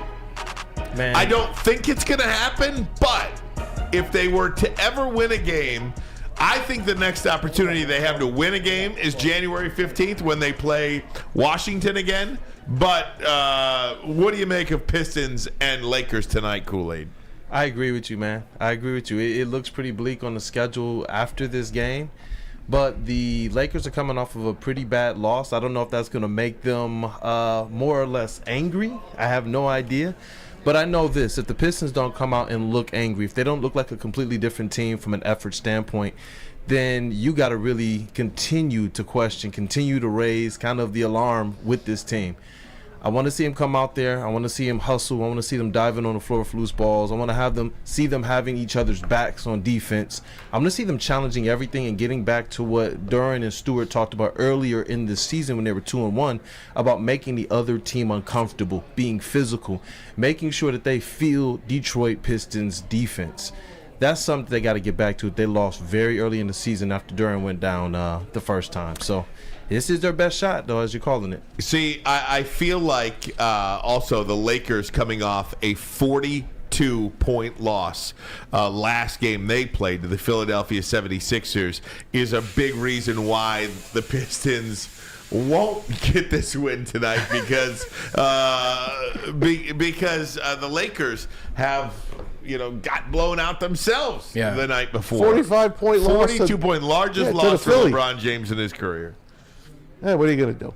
By the way, have you even paid attention to the NBA in-season tournament? No, I haven't. I don't understand it. It's down to the final 8. I know. So now it'll start to get to single eliminations.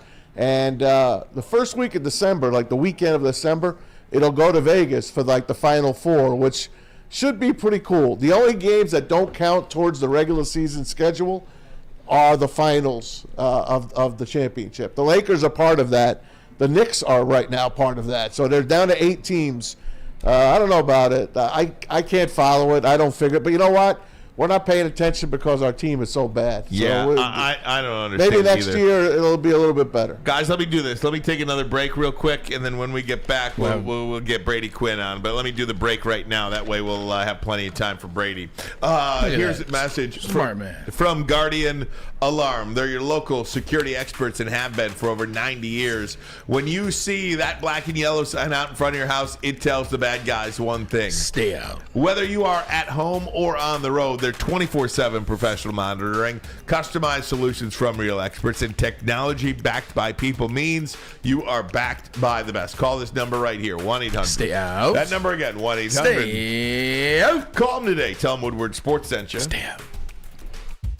Brace yourselves, Detroit. As the sun begins to set, 2 of Woodward Sports' brightest young stars will be taking the mic for a brand new show. Woodward Nights with Booner and Broder. The dog days in Detroit are over, and the boys are unleashed. Join in on the banter and hop on the bandwagon of the #1 night show on the internet. Tune into the Woodward Sports YouTube channel every weeknight from 8 to 10 p.m. Woodward Nights with Booner and Broder. Join Woodward Sports' own Jeff Iafrady, along with special WSN guests for the most anticipated Lions season in decades. Filled with different surprises and expert analysis. You're not going to want to miss out. Go to our Woodward Sports YouTube channel on Sundays and tune in live from 9:30 to 11:30 a.m. Calling all landscapers. This is Darren McCarty. I'm at Outdoor Equipment Co. How would you like to landscape like a legend? How about a bad boy zero turn? And even a chainsaw.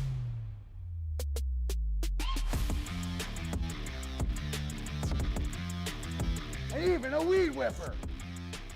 Whether you landscape for your job or landscape for fun, get all your equipment from Outdoor Equipment Co., the official equipment provider of Woodward Sports. Michigan grown, family owned. OutdoorEquipCo.com. Brace yourselves, Detroit. As the sun begins to set, two of Woodward Sports' brightest young stars will be taking the mic for a brand new show. Woodward Nights with Booner and Broder. The dog days in Detroit are over, and the boys are unleashed. Join in on the banter and hop on the bandwagon of the #1 night show on the internet. Tune into the Woodward Sports YouTube channel every weeknight from 8 to 10 p.m. Woodward Nights with Booner and Broder. Hey guys, let me tell you about what a big deal this is. Les Stanford Buick GMC. That's right. What happens when you run a great business for over 50 years? You expand and offer more products to more people. That's exactly what Les Stanford did by adding Les Stanford Buick GMC. They offer the same great service that customers have come to know. Located in Ferndale on Woodward Avenue, just south of 9 Mile. And of course, if you're looking for a Chevy or Cadillac, Les Stanford in Dearborn, where they have been on Michigan Avenue for over 55 years. You could find the brand you want. All GM brands under one umbrella. LesStanford.com. LesStanford.com. Find new roads. Find them. All right, welcome back in. We just talked about it. We got my boy BQ, Brady Quinn, University of Notre Dame. Also with Fox, Big Noon Kickoff. Also does a hell of a radio show in the morning. Two pros and a joke. There you go.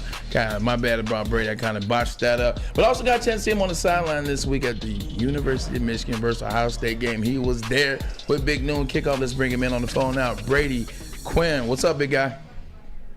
Not much. Still coming down from that. What a game that was. What a fun celebration that was. And such an awesome game just to be blessed to be a part of and be able to witness now. And something that I grew up in Columbus, Ohio, kind of knowing the tradition, understanding the pressure that really both teams are under, but now more so Ohio State and Ryan Day, given the Wolverines' dominance over the last 3 years. Brady, let me ask you a quick question. We were talking about Zach Zinner, the play where he got injured. He goes down on the sideline. You were there. You were in attendance. You were in that atmosphere. Have you ever seen something like that to where a player goes down and then the fans, all of them, Ohio State fans, Michigan fans, they rally behind Zach Zinner, and then the players walk on the field, and then the players of Ohio State kind of come on the field, and then the Michigan players are talking to the young man that stepped on Zach Zinner, and they're okay. And at this particular moment, it's all about Zach Zinner, and everybody's getting into it. It's great. You come back from timeout, he's off the field. He says, he throws the thumb up. He says, "I'm good. Let's go Michigan, go blue." And then the very next play, we know what happened. That was Blake Corum's touchdown, and the place just went crazy. Talk about in that moment. Have you ever been a part of something like that?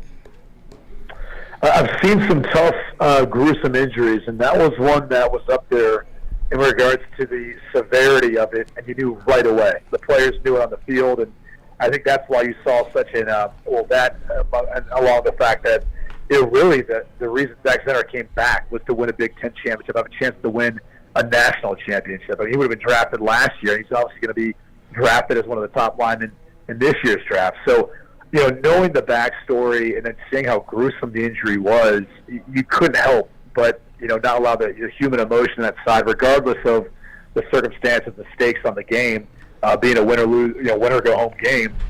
It was emotional. I mean, it really was, I think, for a lot of people out there, obviously the fans, people who knew him, but everyone out there who was watching it, and that's kind of one of those moments where you kind of realize it's just a game, and there's that seriousness to the physicality of the game and the impact it can have on one's life and obviously his future. We always talk about, how, guys can come back and we kind of move on and talk about his draft prospect. It's like, dude, he's going to be battling issues with that injury the rest of his life. I mean, you and I both know from injuries you sustain, you start having surgery, those things add up. And he's not going to feel it anytime soon, hopefully, but when you turn in your 40s and 50s and 60s, all that stuff starts to add up. So it was obviously nice to see both sides kind of come together in that moment. But what about what a response by Michigan And again, like the way they've built this roster to where they're too deep at every single position. So you've got grad transfers, and you have transfers from Stanford who can come in and, you know, fill that void on the offensive line where you don't notice it, even though he's arguably the best offensive lineman on Michigan's roster. Talking to Brady Quinn. Hey, Brady, I wanted to ask you about just, the viewership of this game. You talk about being a part of it and being in the stadium pregame and on the field during the game.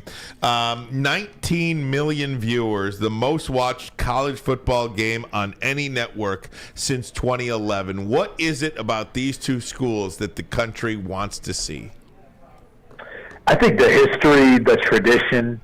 I am hesitant to use the word hatred because I know there's a lot of respect, but that's also the reality of it is, you know, I grew up in Columbus, Ohio. I understand how people in Ohio now have to year-round live with that. Every time they see a Michigan plate driving on the highway or anytime they go up in the state of Michigan during the summertime to go to a nice lake and a lake house or something, you know, there's that rivalry. It still exists.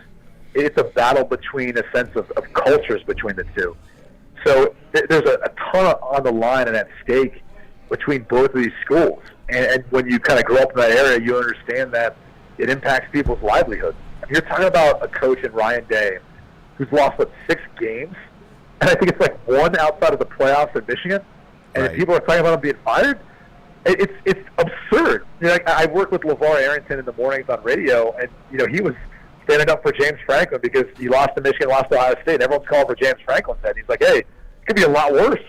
And look, I understand for a lot of people who are Penn State fans, for example, that, like, that's been the hurdle they haven't really been able to get past besides 2016 when they won the Big Ten championship. But, you know, in Columbus, it doesn't matter. Like, I grew up during the John Cooper era where he was 2-10-1, couldn't beat Michigan enough, and eventually they moved on. And the guy they brought in was Jim Tressel, and I was a recruit at the Schottensteins Arena, the basketball arena where they play, and he set that declaration there that first day that they were going to beat that team up north come next year. And that was the first words that came out of his mouth. And I remember as a recruit thinking, this is awesome. Like, this is what you want that coach to say if you're a prospective player looking to go there, because I grew up there. I knew how important that matchup was, that rivalry was.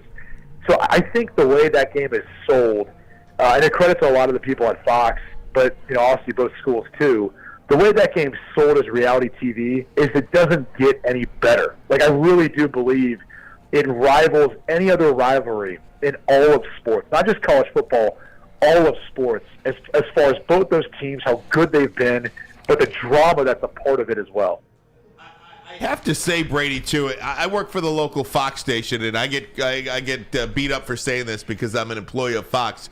Your Big Noon Kickoff show is so much better than the other pregame show on the other network. It's not even close. And I do think when you add viewership into that, it's because of that. The dynamic that you guys have on the desk, the analysis that you get is so much greater, and I think college football fans feed off that. So yes, I believe Michigan and Ohio State have a lot to do with it, but at the same time, the entire crew on Fox Big Noon Kickoff is tremendous, and I know you guys put a lot of work into that. Yeah, no, I appreciate you saying that, and we do. And look, I would be remiss if I didn't say and admit the fact that, look, game day's been game day for a reason. You know, back when Braylon and I played, I mean, hell, I remember, you know, going up to the big house the year after Braylon had left, and game day was there. I think it was like week 2 or whatever the season for us. And I remember the times where game day was at Notre Dame and Michigan came there. I mean, they've been the standard in college football for such a long period of time, really with no competition. And so when Fox decided to kind of take on the challenge of starting a pregame show to compete with game day, there's a lot of good things game day does that I think we try to, in our own way, showcase and produce. But there's also a way that we think that we can kind of do it better, and we try to have fun with it. We try to be more recent with it. And I think the other thing is we try to really take you from a wide lens. And how I would describe it is like, you know, you're climbing a mountain, and you're kind of driving up in the car, and you're looking at this big mountain going, holy cow, look at all there is to take in. And then as you get closer to that matchup, and in particular this past week, you know, in the big house in Ann Arbor, you're starting to get closer to the top. And then you get there in those final moments, and you see both teams come out, and you can almost feel as you're watching it, like the intensity of it, and almost like this heavyweight fight that's about to go off, and the bell's about to ring. and then we toss it to Joel and Gus. And I think that fluidness of the show, the perspective that we try to give from talking about everything in the beginning in the first hour or two to then zeroing in on the importance of this matchup is really one of the biggest differences that I think allows us to kind of draw in viewership and I think and provide a different perspective on how we go about presenting the game of college football. Hey, Brady, it's a great production all the way around. Love to hear Gus and Joel and Jenny as well. I've been watching football a long time. I say that a lot, but I haven't. It's a great broadcast. Oh, you have. That said, man, I want to ask you about the stuff prior to the game. We didn't get a chance to really ask you about the whole Jim Harbaugh Michigan fiasco that's been going on. What's your take on what happened here in Michigan and how it goes forward from here? Well, first off, I mean, look, I'm not any expert on exactly what was happening, sign stealing and all of that. However, when all this came about, I kind of started to call around and look at people. And the more I dug into it, the more I was like, well, I don't know that they were doing anything that wasn't going on in other places. It's just, unfortunately, whatever's transpired, either, Connor Stalions has been caught or they're the ones that have been successful, so they're getting pointed to. I mean, that's just the reality of a lot of people I spoke to. It's like, hey, everyone kind of does this.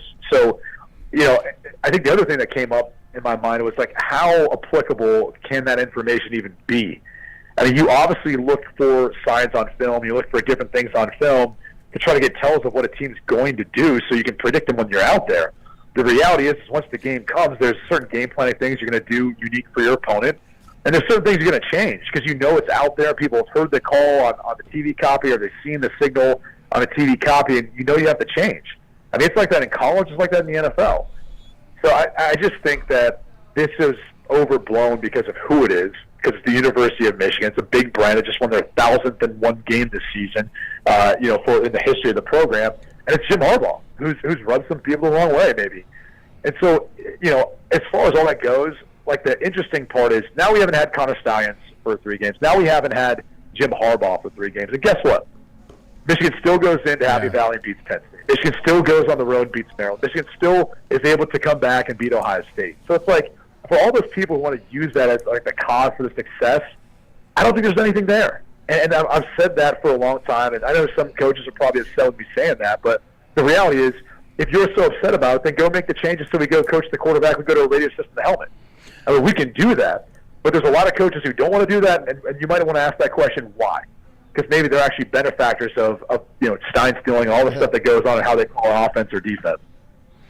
Talking to a good friend of mine and former teammate Brady Quinn, probably a guy that hates Michigan State just as much as Ryan Ermanni over there. But Brady, you know what? It's about to be a cluster, as it relates to the last year of the college football playoff. Just take me kind of to last night. Obviously, we see the teams that are in the top 4 and just the chaos that can transpire from Texas maybe not getting in. Belman winning and getting over Texas and blah, blah, blah. Who do you think, in your estimation, are the best 4 teams in college football right now? I don't want to hear who deserves it.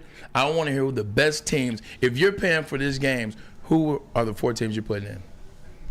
Well, the first 2 that come right off, or the first 3 I should say, is Georgia, Michigan, Oregon. Okay. Like those 3 to me look like the best 3 teams. And here's the tough part: is obviously Oregon's already lost this season to Washington in Seattle by 3. And when I go back and I keep looking through that game, if they kick a field goal at half instead of going for it on 4th down, if they make some other decisions there in the second half, they probably end up winning that game. But look, they get the playoff this weekend, so we get to see.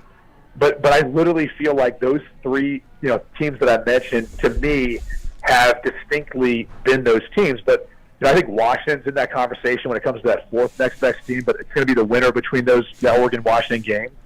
And then it comes down to like who would you throw in there after that.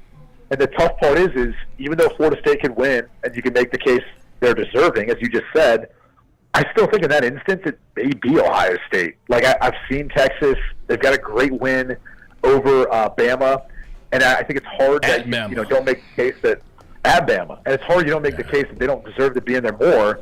And Bama's playing much better football, but I don't know. Honestly, it's a toss-up for the 4th spot, and that's why like that deserving part will come into play. And I just think you're not going to see the college football playoff, leave out a team that's undefeated if they're a conference champ. That's where Florida State has the edge. And so we should all be rooting for Louisville probably to create some chaos to see what the committee does. Hey, Brady, just to circle back with what we were talking about at the start here when you were on, 19 million people watch Michigan, Ohio State. 17 million people watch the college football playoff national championship in January. I mean, if this thing is close, how do they not put Ohio State in there? Well, the problem is you'd like to have some, ethics when it comes to how you go about placing in teams. I mean, you don't want to base it purely based off brands, right? I mean, then you'd make a case for Texas, you'd make a case for Bama in that case, for bigger ratings too. I mean, I think if you really want to go down the conspiracy theory hole, you would say, because right now ESPN has the rights to the college football playoff, and this isn't a reality, but if you really want to have that conversation, well, they're never going to have Ohio State, Michigan now, at least not in the regular season, and they're not going to have it for the Big Ten championship. Yeah. So, when would you be able to have it then? National championship. Only in the playoff. Well, a national championship or a semifinal game, but you'd run the risk of them having to win the semifinal to both get there. And so you'd say, all right, is there a way of somehow making it where they're both are there to play each other in the semifinal? So, those sorts of conspiracy theories run through your mind when you know the business side of things, and that is about ratings, it's about numbers, and clearly that game draws the most interest in viewership, and clearly that game, if it was to happen in the semifinal with Harbaugh back on the field and Ryan Day another shot, and what that means, all those things are you can't even make this up. It sounds too good to be true. So it's great to fantasize about. It's just not a reality of how this year would work out. Talking to my guy, the best analyst in the game, according to me and others, and I believe with all my heart and soul. Brady will make quick three and let you get out of here. I appreciate your time. Here's quick three questions. Question one: is there a world where Alabama beats Georgia, Texas wins it all, or Texas wins the Big 12, and they take Alabama over Texas, who clearly beat Alabama already? Yes, and the reason being would be you'd match their best wins and resume. Georgia, and I think in that case, Bama's resume would be better. And on top of that, they probably get the benefit of the doubt of how much better they've gotten since that loss to Brian Denny. And the reality is, too, the College Football Playoff Committee, even though they've got their criteria, they've always kind of had this asterisk or caveat of we're really in charge of putting the best 4 teams in there. So if it becomes close, then it comes down to comparing all those different differentiators. And so, look, head-to-head is definitely one of them, but there's kind of always this element of eye test. And so that would be where Alabama will be tested the most. I mean, look, Nick Saban came on last year in the Big Ten championship game, and Michigan was pounding Purdue, and he stated his case for Bama to get in last year. I would imagine that same exact thing happens this year. If Bama wins, that we'll have him on at halftime, and he'll plead his case as the SEC champ, which I think the more interesting thing is, I think Bama gets in, but, does Texas get in over Georgia? That's more of the interesting thing in my mind, at least as far as how the 4 teams would look. Question number 2. The winner of the Oregon-Washington game is going to win the Heisman Trophy. Can we agree on that? Look, I'll put it this way. I'm a voter. I obviously am really curious to see what happens in that game, but I still give a lot of credit to what Jayden Daniels has done, statistically speaking. It's remarkable. And then on top of that, Marvin Harrison, to me, and you can probably appreciate as a wide receiver, I mean, he doesn't have the stats Devontae Smith had, but, man, he's a beast. I mean, he really feels like a difference maker. And so I think it'll be interesting to see how this all plays out. But I think more than likely the winner of that will be in that top spot to be able to make the claim for the Heisman. Yeah, I'm not voting for Marvin because I had more yards and touchdowns than him, and I didn't get to New York. So, no, he can't go. Not messing with you. And last question, we got to make it about the Detroit Lions. Detroit Lions, they lose last week, Thanksgiving to Green Bay. They struggled the week before that to Chicago Bears, and they've lost to 2 playoff teams that they've played. Are you done with the Detroit Lions, or is it just part of football? It gets tough in November and December, especially when teams are now gunning for you. Yeah, I'm not done. I think they're going to be a playoff team. There's no doubt. It comes down to if they can get the momentum back from what they really had earlier this season. And to me, it's more defensively than everything else. I think, defensively and the offensive line. I mean, there's been more pressure on Goff, it seems like, in the past couple of weeks than earlier in the season. And I think with that pressure has come some turnovers and interceptions. So that's one big-time issue. And then defensively, kind of giving up more points, more big plays, which is more of what that defense looked like last year than this year. So those are, 2 things that are concerning to you. I don't know, or I can't, put my finger on what exactly is going on with the O-line.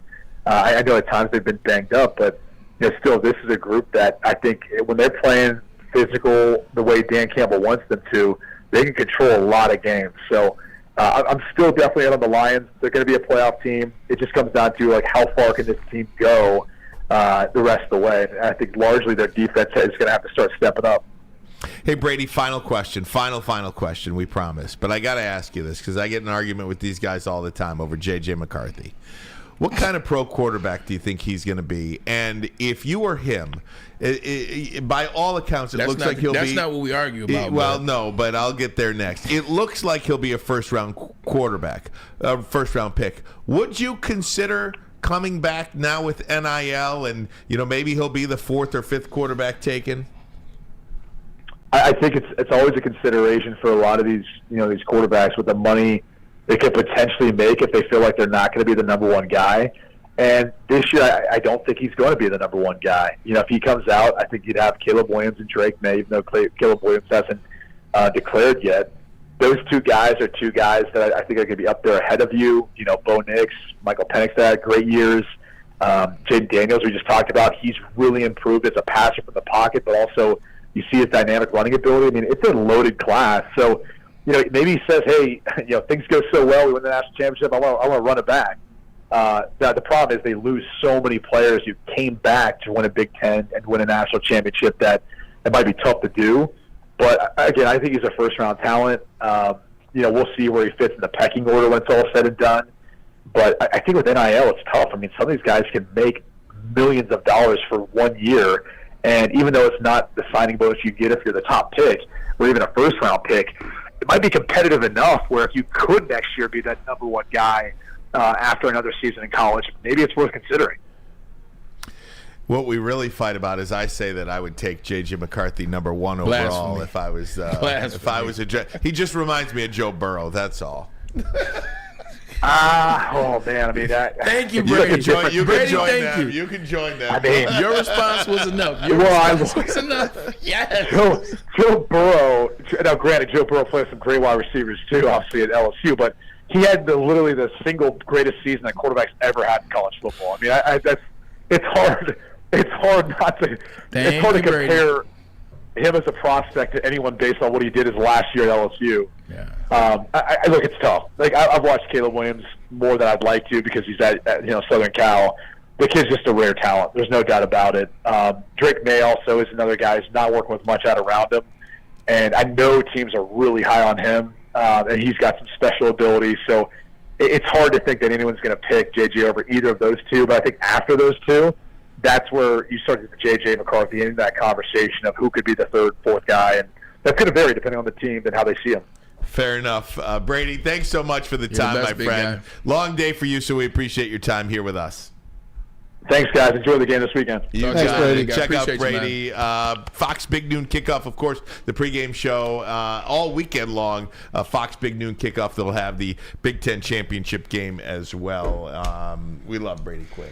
We do, and I said this to him. I was messing around on the text. I texted him the pictures from Saturday on the sideline.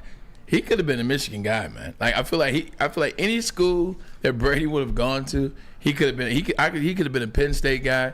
He could have been a Notre Dame guy, which he is. I think he would have been an Old State guy. He's from Columbus. I could see him as a Michigan quarterback. I can't see him in Michigan State, though. I can't see him in State. I can't see him in State. Guys, we'll take a break. We'll go around the NFL. We'll do it next, but first a message from Big Boy. All right, guys, wintertime in Detroit is always better. With comfort foods from Big Boy, start your day off with a great breakfast.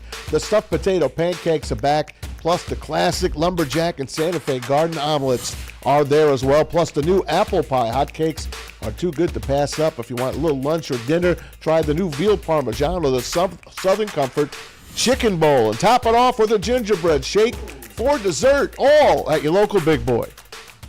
Where's the most convenient place to get that big fitness energy? It's Planet Fitness. Join today for just $1 down, $10 a month. With over 2,400 locations and equipment for every workout, you can get in, get energized, and get going. And with free fitness training and most clubs open 24 hours, everyone belongs in the judgment-free zone. So join today for $1 down, $10 a month, no commitment, cancel anytime. Deal ends Wednesday, September 13th. Join now at any Metro Detroit location. Hurry, offer ends soon. Woodward Sports' own Tom Mazawey and Sam Stick Day will be hosting our Lions postgame show after every Lions game all season long. Tune into the Woodward Sports YouTube channel for his hot-off-the-press takes, game analysis, and Kool-Aid sipping celebrations. You won't want to miss it. Join Maz, Stick, and special guests each week immediately following every Lions game, exclusively on the WSN YouTube channel. At work and at home, we're there with smarter security solutions. Featuring complete automation with customized alerts and more. For over 90 years, we've been the company that's been counted on to protect what matters most, all with personalized service and care. Right now, for a limited time, receive a free video device plus free installation with a new home system. Guardian Alarm. We protect Michigan. Tired of wearing the same old Detroit sports merch? It's a new era in sports wearables. New designs, amazing apparel, the ultimate swag. Check out Woodward Sports' latest gear at woodwardsports.com. Click shop, hoodies, tees, hats that are guaranteed to turn heads. Get the latest designs today at woodwardsports.com. Click on the shop tab. Guys, I was so excited to talk to Brady Quinn. I left our good friend Intern Alex on hold, so we'll save the Around the NFL segment. We'll do our Wolverine Wednesday segment with Intern Alex, brought to you by our good friends at Skinny Butcher. Alex, how you doing, buddy? Hey, Alex. I'm doing fantastic. 3 in a row feels great as someone who grew up during both droughts. Still great to finally turn the rivalry on our head and just get a big win in the big house in the last game that really matters, or not, they all matter. The last one that really just ends Ohio State's season. It's great to be a Michigan Wolverine. It's great to be. I know these guys are tired of hearing it, but I'm not tired of singing, Alex. I'm telling you, it's one of, if not the biggest moment in terms of a Michigan game in my career, in terms of even playing in that rivalry, it was just great to be there. It's great to be a part of it. Go Blue. That's the reason why I went to the block. And just talk about your experience in the stadium. I think that's where people want to hear. Like, what was that electricity like? Michigan winning, the ups and downs. It was a damn good game. Zach Zinter going down, as we talked about with Brady. What was the emotion and what was the ride? Yeah, I think this has been the most hype Michigan has been for a game since I've been here as a student. Even in 2021, you had a lot of people who still weren't confident. They thought, Ohio State just owned us now. Now coming with 2 in a row in such a big game, then with all the other scandals coming off the field, the whole fan base is really fired up, really angry, just ready to go.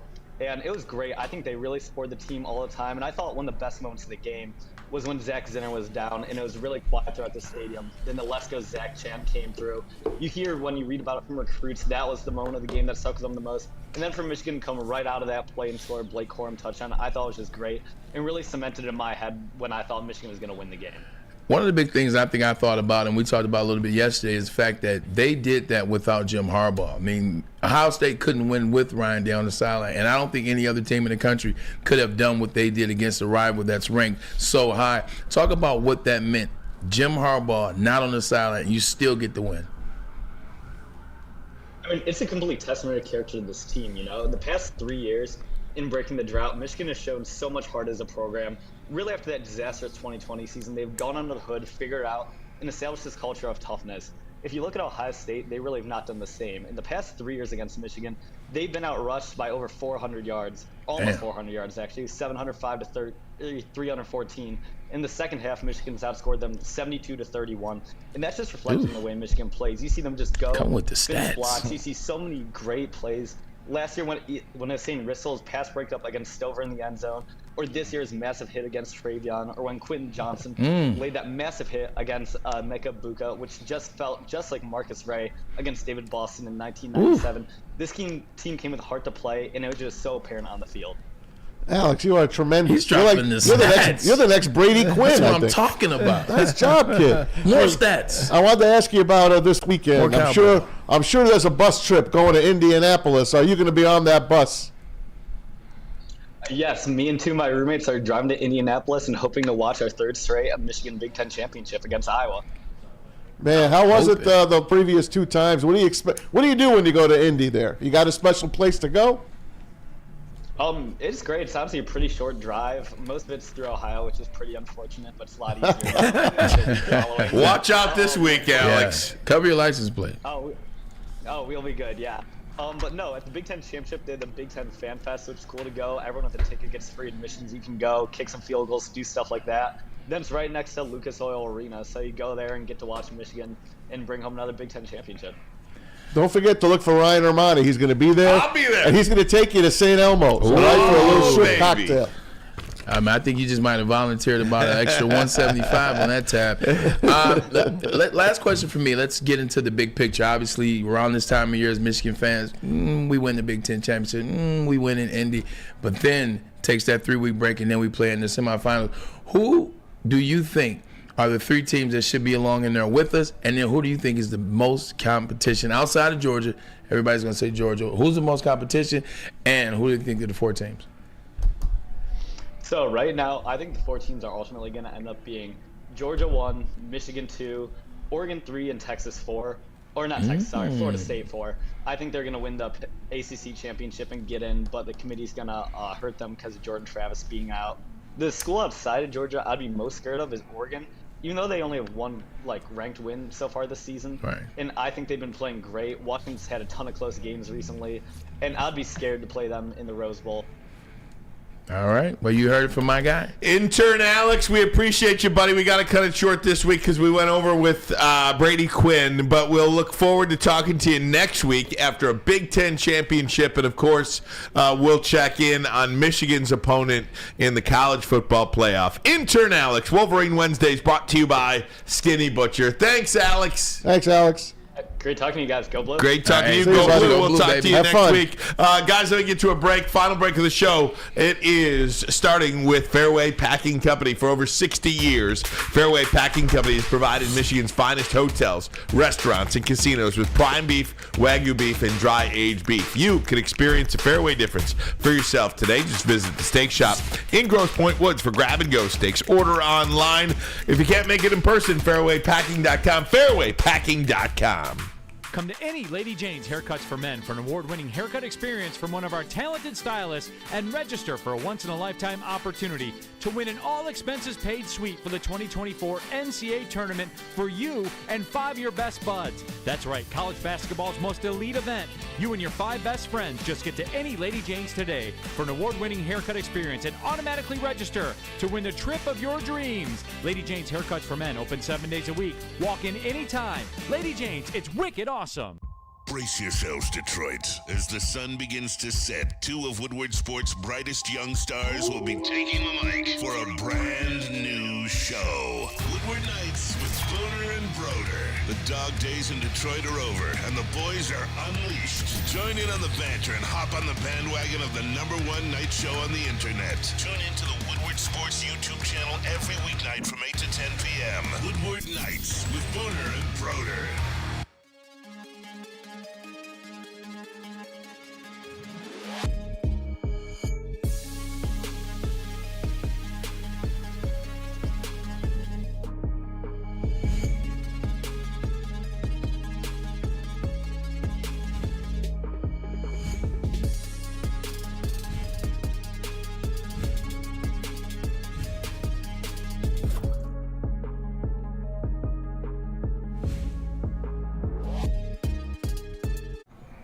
Hey, gang, come to Lady Jane's for an award-winning haircut experience and register to win a trip of your dreams, an all-expenses-paid suite for the 2024 NCAA tournament. That's right, no expenses spared for you and 5 of your best buds. Lady Jane's Haircuts for Men, open 7 days a week. You can walk in anytime. It's wicked awesome.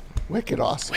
Wicked awesome. Wiggy. Are you going to Piston game tonight? Song. Any of you guys? No. Nah, I'm cool on that. I'm going to Pistons Lakers. I'm going to hang with Kool-Aid for a bit. But did you see my man Mark Cuban last night? Mark Cuban has made a couple of big decisions in his life. He sold a majority portion of his Dallas Mavericks to some, the Sands owner in Vegas. She is, I think, the third Sheldon richest Adelson's owner. wife. She is the third richest owner in sports. So she gets the Dallas Mavericks, or a big piece of them. He gets to keep the basketball operations title, and he's leaving the Shark Tank as well. He's been great on that, Ryan, I saw you tweeted out a little something. What do you think he's up to? I think he is another franchise, literally clearing the path to explore a run for president. I think that's the only explanation. Shoot, if Trump did it, I mean, he is the I'm not saying he's running for president, but what I am saying is he is clearing the path for something to happen in case he really wants to run. That's what I think. I could be totally wrong. I could be totally off base on that. But this dude is as political as they come. We're at a time where 80% of the country does not want Donald Trump or Joe Biden to run. And I just think, again, he's clearing the path. Wow. That's what I think. Again, could be totally so far off base on that, but I think he's clearing his plate. One, I saw Mark Cuban last night because I saw the movie Napoleon, and by the time Napoleon gets to his older ages, he looks just like Mark Cuban. So you gotta go see that movie. You like the movie? I heard it's slow. I heard there's a lot of whispering. You can't understand the accents. My biggest thing as a history fan, one, like they're in France. It's a French movie. It should be in French. It shouldn't be American. It should be caps if you're gonna do that. So that's one thing I didn't like about it too. It was his love story, which I'm cool with. But Napoleon Bonaparte is arguably the second biggest conqueror, if you will, only behind Alexander the Great. They never had a scene in that movie that you really felt the power of his army and what it commanded. At one point, they say he commanded over like 7 million people. Like, I wanted to see a scene where it's like him on his white horse, what we know he has, on a hill, and like 1 million soldiers, so that you can understand the full might of his army. They never had that scene, so I feel like they let me down in that regard. How was Joaquin There was some Phoenix? good. He was. I mean, he's him. He's typically a great actor. So I think he wasn't as good as he was in The Joker, but still a really good actor. Good to know. A great actor at a good acting sequence. Good to know. Good to know. And Red Wings are playing on the road tonight at the Garden. Patrick Kane, maybe against one of his old teams. And then tomorrow the Blackhawks are here. So the Wings will play back-to-back against his two former teams. Of course, they signed him for just under $3 million. And he said he wanted to end his career here in Detroit. So it's special, man. It's great stuff. It's a great signing, whether it works out great or not. It's a good look for the Red Wings. They're back. It's like the last two hires have definitely been good hires. You look at them for the long haul, man. Man, you see this is this interesting thing. You know that Amon-Ra St. Brown and Equiminius St. Brown, they have their podcast. They're pretty good. Well, they had Blake Corum on the show recently. And I guess the guys in the back just sent this to me. Oh, yeah. They said they were doing a USC Michigan draft, and they got to, well, I'll let you figure it out. Go ahead, play that if you got it. You don't even say Reggie, just say 5. 10 All right. Okay, I like that. Receiver. Go ahead. You got to take receiver now. I'll take Braylon Edwards. Watch Amon-Ra St. Brown 1-8. All right. That is a good dude. I met him actually like a month ago for the first time. All right. So I'm on your off. and then me. Okay. Pick another receiver. You got another receiver? Go ahead. Another receiver? Yeah. It was funny because you saw that pause from Amon-Ra St. Brown. I was like, he wanted to throw some hate. That's why you got to be nice to people. That's right. But you say it all the time. You got to be nice. I tell you, man. You never know, man. You met him at the bowling, right? It was his bowling event. Saw him. He was a good dude. That's awesome. So that's cool, man. Hey, man. See, now we got friends, man. What I tell you, hey, it's not what you say, it's how you say it, man. And who you say it to. Hey, get us out of here, Bray. What a day. Nah, what a day, man. Got a chance to see Amon-Ra St. Brown and Equiminius at the end. But appreciate Dan Miller for coming on as always. Brady Quinn, get to have him on. Intern Alex, sorry we cut you short today. We appreciate your analysis as always. Pete, appreciate you in the booth. I see you over there coaching, JB. Kool-Aid, always a pleasure to have you on the show, my friend. Good luck, Pistons, tonight, as you will be down there. Hey, look. The Pistons have beat the Lakers a couple times. I'm just throwing that out there. Not tonight. Wait, in the 70s? No, last year they beat them. Anyway, Maz, appreciate you as always on the couch. Brother from another mother, Ryan Ermanni, love you, brother. We are Ermanni and Edwards with Maz. We'll see you guys later.